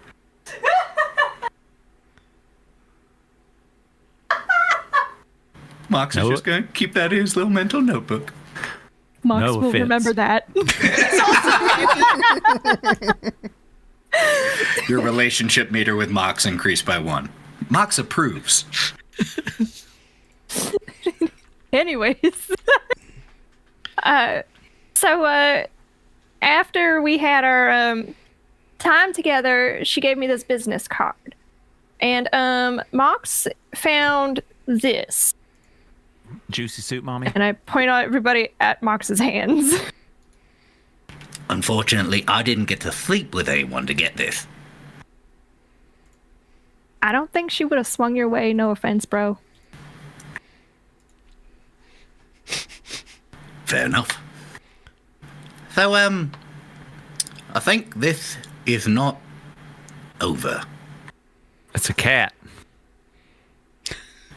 Yeah. An astute observation there, dog. God, you're so The pretty. fuck you want from me? You called me over to show me a kitty cat pin.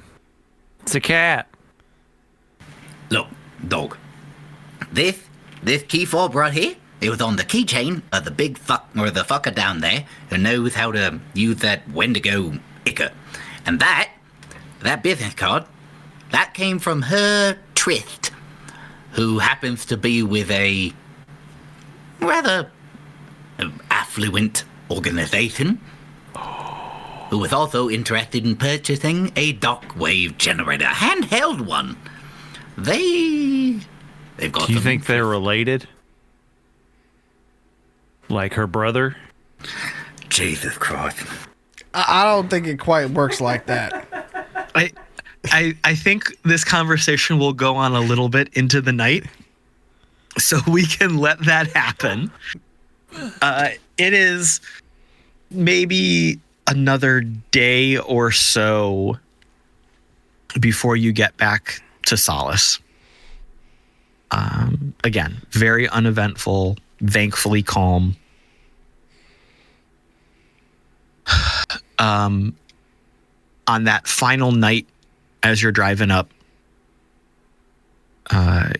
Galen, you are driving the Winnebago, obviously.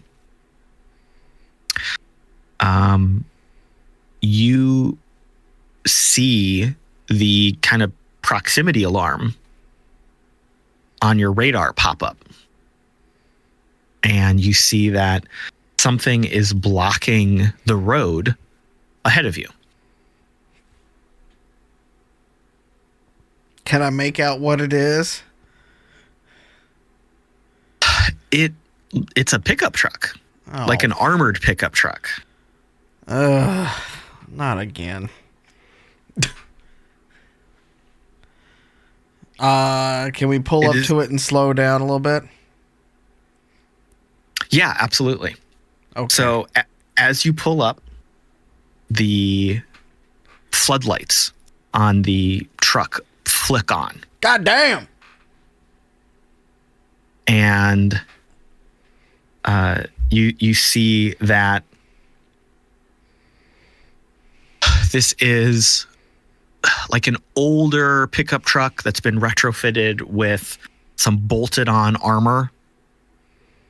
You see a couple gun mounts on the side, but like really like small arms, small machine guns. This is a Toyota Hilux in the middle of Afghanistan. Let's just be real about it. A valid description. Thank you. So you see this there, and it's almost like there's a moment of performance, and then you hear a kind of a clunk as someone steps up into the bed of the truck, and you see a figure, and it's hard to see against the light, but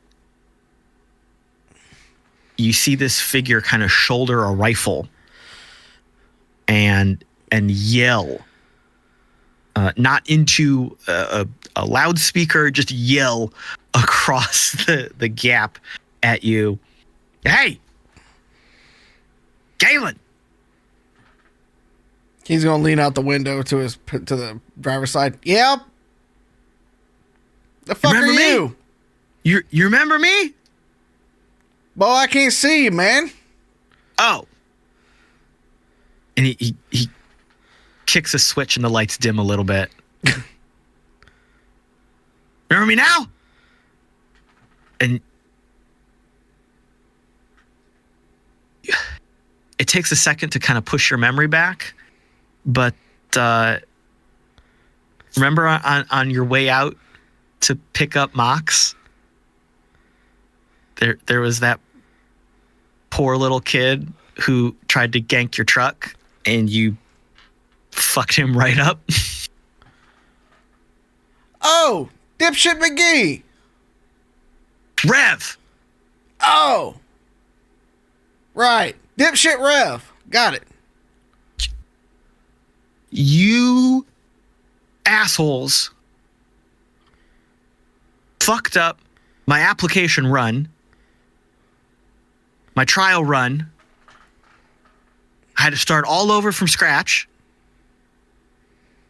And now I'm going to kick your ass. Did you go back and get the My Little Warlord kit from the cave? Now you think you could do some shit? They sold a kit? Yeah. Shit. How the hell do you think they all get started? But wait, you don't be a dick. Get out. And he's just spluttering over his words, and he yells down to somebody who's in the front of the truck, because the truck is parked sideways across the road, and the guns are mounted to shoot forward. He was like, "Oh, switch, back up, aim the guns at them, you dummy." And so whoever's driving the truck throws it into reverse to try to pull it around so that the guns are pointing towards you. And this whole thing is just laughably comical, especially in light of the trauma you have experienced in the past few days. But there is still an individual who's moving his vehicle to aim guns in your general direction. Can as they're backing up, can I just take the Winnebago and drive around the back of the truck and just keep going? Before you can do that, you hear a crunch. And it sounds like a vehicle impact, like a truck hitting something. And you hear a yelp, and you hear a tumble, and you in the light you see that Rev has fallen out of the truck onto the desert, onto his ass, just like before. See, this is why OSHA was created. You always wear a safety belt. And then you hear another crunch, another impact, and you hear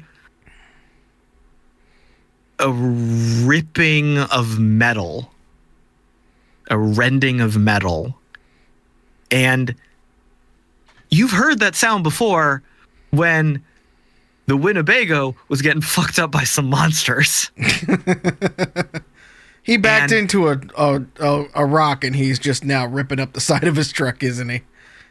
You look into the shadows, and you see two massive, 9-foot tall, inky black, stag-headed monsters bodily shredding this truck and throwing the pieces across the desert.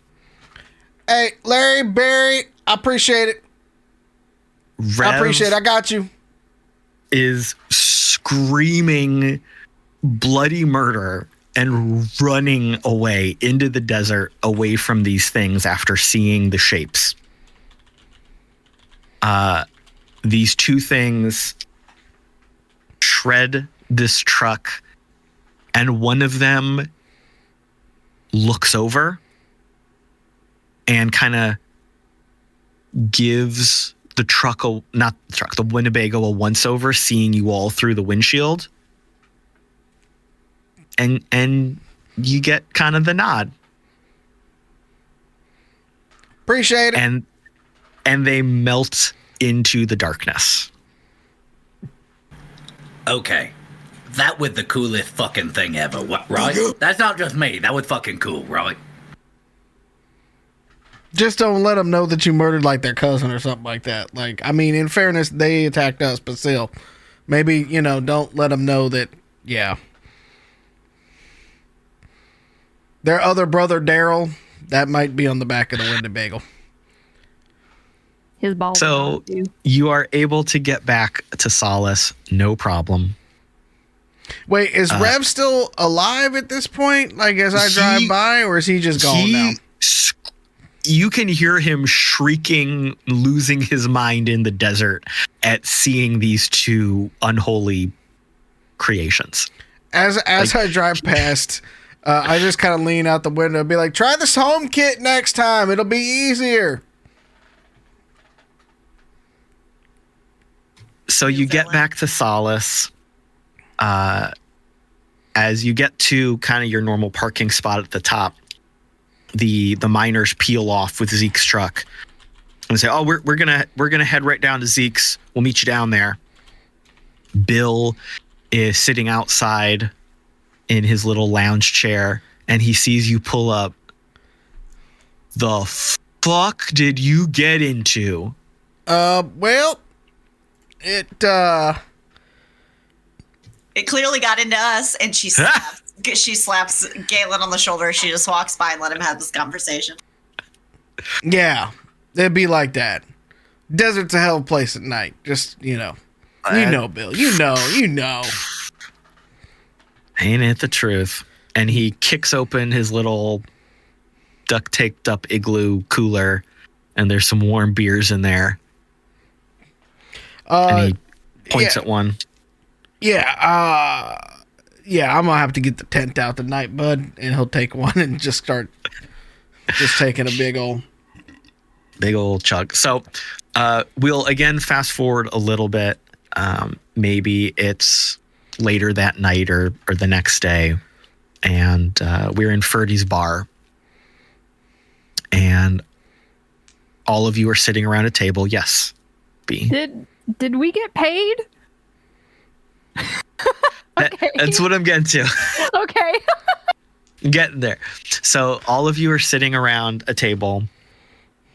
You all have drinks. You all have food. You're just kind of sharing this experience of having survived all of it. Zeke has bought you all dinner and given you an open tab. He is actually just leaving as this scene is starting here.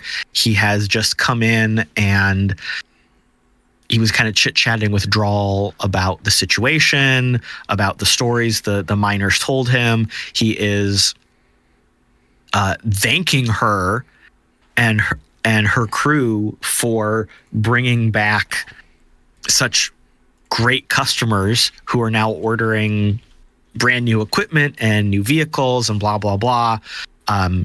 So all of that is resolved. You all have some great food. Ferdy is so glad to see all of you alive. They are so interested to hear this story. The Farbly is popping this evening. Someone's playing some music in the corner. A bunch of people are like trying to dance, but they're all trying to do different dances and they're all just running into each other. And it's this little pocket of chaos in the corner, and they keep bumping into these tables, and the tables are just plywood on top of barrels. So the tables keep falling over, and Ferdy's yelling at them. A couple of the video screens, the monitors, Ferdy had bought some new ones because Dog just never bothered to fix them. So a couple channels of news are playing across the screens. You hear this kind of cacophony of chit-chatting, but this is like joyful compared to the events of the past few days and weeks. Coming back to this controlled, living, thriving chaos of Solace is so invigorating and calming and revivifying for all of you. You all feel wonderful. And you have an open tab and a great meal. Various things are playing on the news, different old videos and movies, but also some news coming out of the plexes. There's also some news coming out of kind of the free markets here and there. Is there anything that might catch anybody's interest or attention, like an interesting blurb or an interesting story maybe they hear someone talking about in the bar? Like, is there anything that is just interesting to your characters? So Drall, who has been in this bar many, many times, and is very used to the symphony of sound that is living in Solace. And when she walks into the room and they get everything given to them, she just nestles up to a table, and she kind of lets everything drone out around her, kind of like the teacher from Charlie Brown, except the commercials on the TV. And when the commercials come up on the TV for whatever it is, everyone shut the fuck up. And she stands up and she takes her drink and she's watching the commercials as if they were cartoons. She's thoroughly involved in it. Yeah, every kiss begins with K, dumb motherfucker. She sits down. Good to know the diamond industry is still doing just fine. Blood diamonds are always popular. There forever.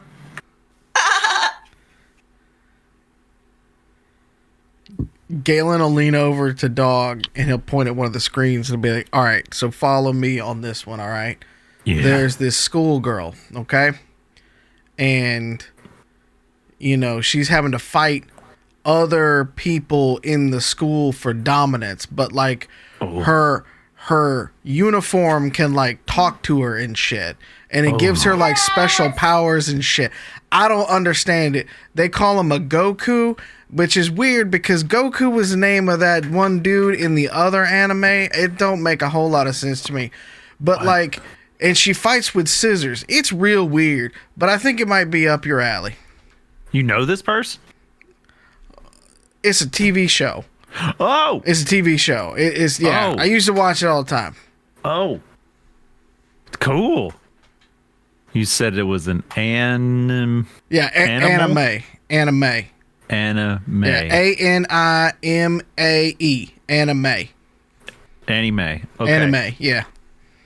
And anime drew this? Is it? Well, okay. It's from back far out. It's from Japan, I think. Okay. They got Yeah, there's cussing like and a- boobies and stuff like that in it too. It's any from. There's like a America. retro station on the grid that's been bringing back a lot of these old shows. It's Making and some then new ones. At the end of it, there's like a bunny logo that comes up, like imported by kind of thing. Oh. That's cool. What nice. Do we get that channel here? Yeah. What? Okay. Dog's gonna take out his glow and start typing. Yep. Making a note. Okay. Play at Inico.com. Tracts of land. Mox, is there anything that maybe caught your interest? Not on Or the news right now, though, obviously, if that stylized feline icon came on the screen, I would definitely pay attention to anything involving that. Nope. But otherwise, he's over at Ferdy's Jukebox, which is, they're all MP3 anyway. It's all digital. It's not like she has the vinyls, which is why he's very irritated. You can literally download any music onto this, and this tripe is what you choose to play in here? Ferdy ignores you. They're too busy. God damn it, no taste. Mox is going to plug his glow in and like hack the sound files a little bit and just start replacing. Absolutely, yes. A couple things as you're at the bar at the jukebox doing that, you definitely hear some of the locals at the bar talking about things, and it's just kind of day-to-day chit chat about stuff. One thing that you hear a couple different groups of people mention, and the fact that like you kind of hear that repetition of a fact of a story, that's what drew your ear to it, kind of pulled it out of the chaos of the bar. You heard a couple people talking about car thieves.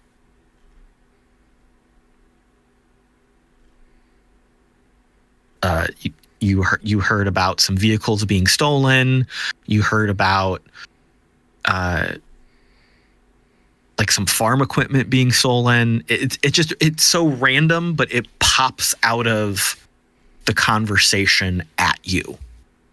And it's mostly just people saying, "Oh yeah, did you hear about that the Johnson's truck getting stolen? Oh, I thought his ex blew it up. No, it got stolen." And it's just like weird versions of the same story, but it's stuck out to you. But none of them had any actual details or concrete information. It was just like bar stories being traded back and forth and getting exaggerated. Just gonna file that away in the old noggin for now. B, was there anything that stuck out to you or happened in the bar? Were you just hanging out with Ferdy? B is quite a few drinks in, just trying to de-stress. And there's a commercial that comes on that's like one of those like old animal shelter commercials, you know, with the Sarah McLachlan song in the background, right? And she was, you know, just kind of like chilling, letting Ferdy do their thing.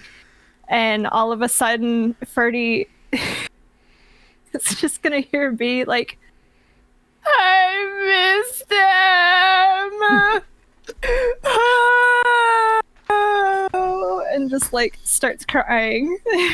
Drall, who is watching the commercial, knowing what was going to happen, looks over with her beer. God damn it.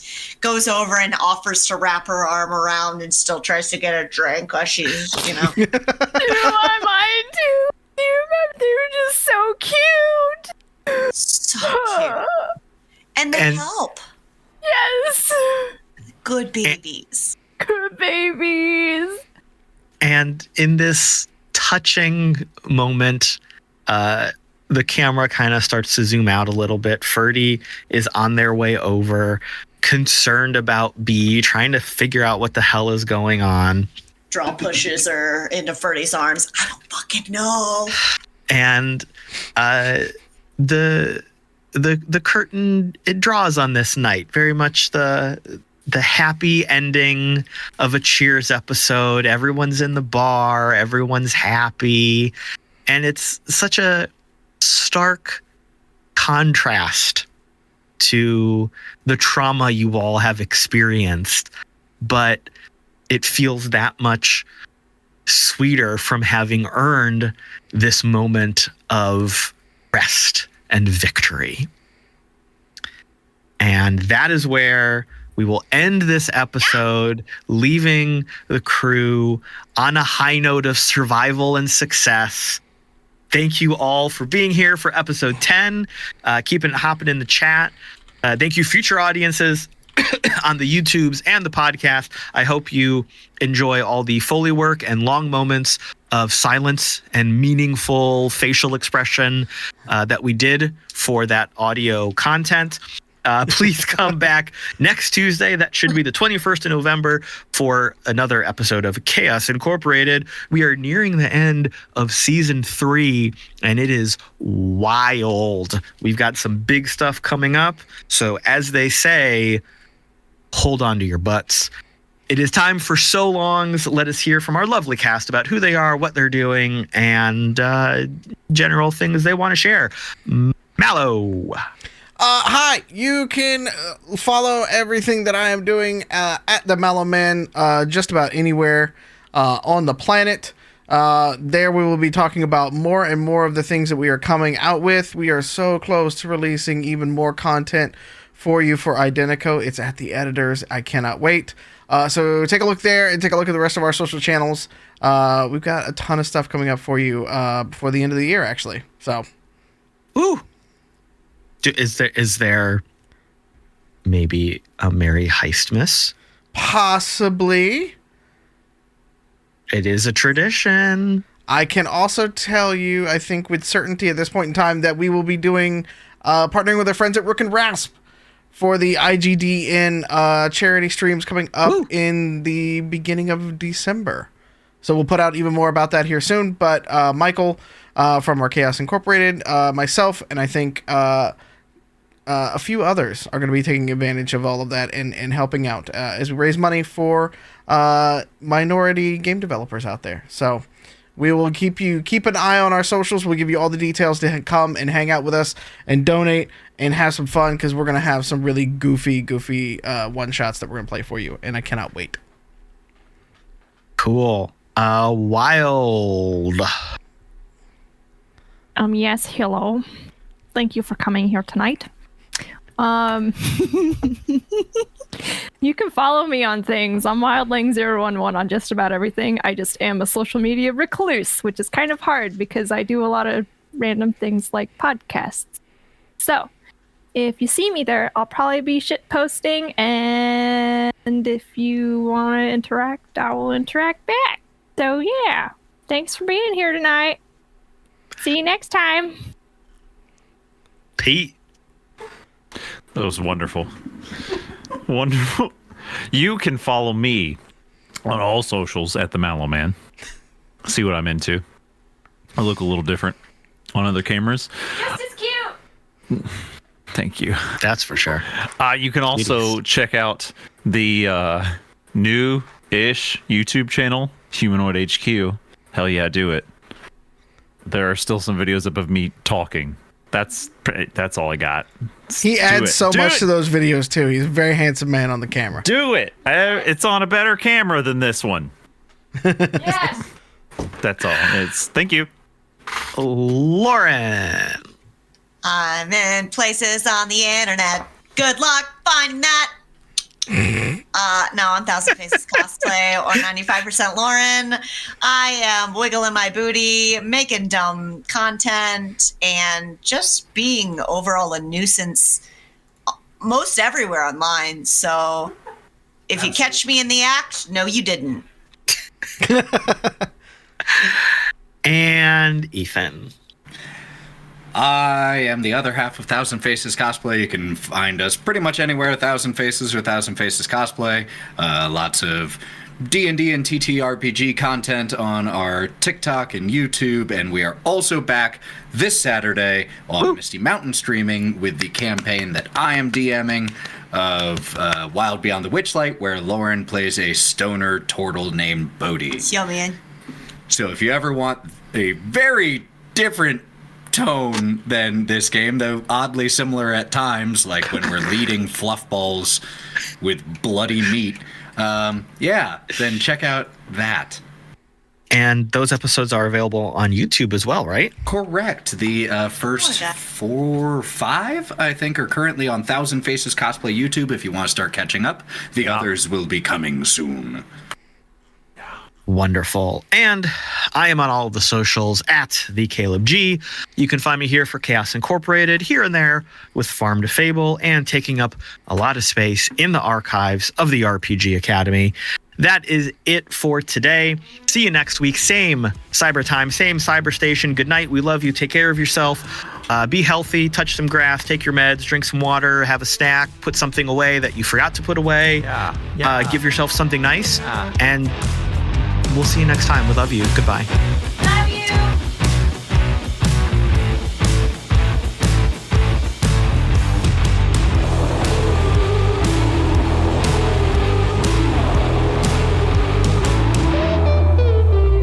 Neon Trails is Ethan as Mox, Lauren as Drall, Pete as Dog, Wild as Bee, me, Mallo, as Galen, and the Caleb G is our game runner. You can learn more about the game we play on this podcast by going to www.playidentico.com. You can join us live for these sessions every Tuesday at 6 p.m. Pacific over on twitch.tv/Identico.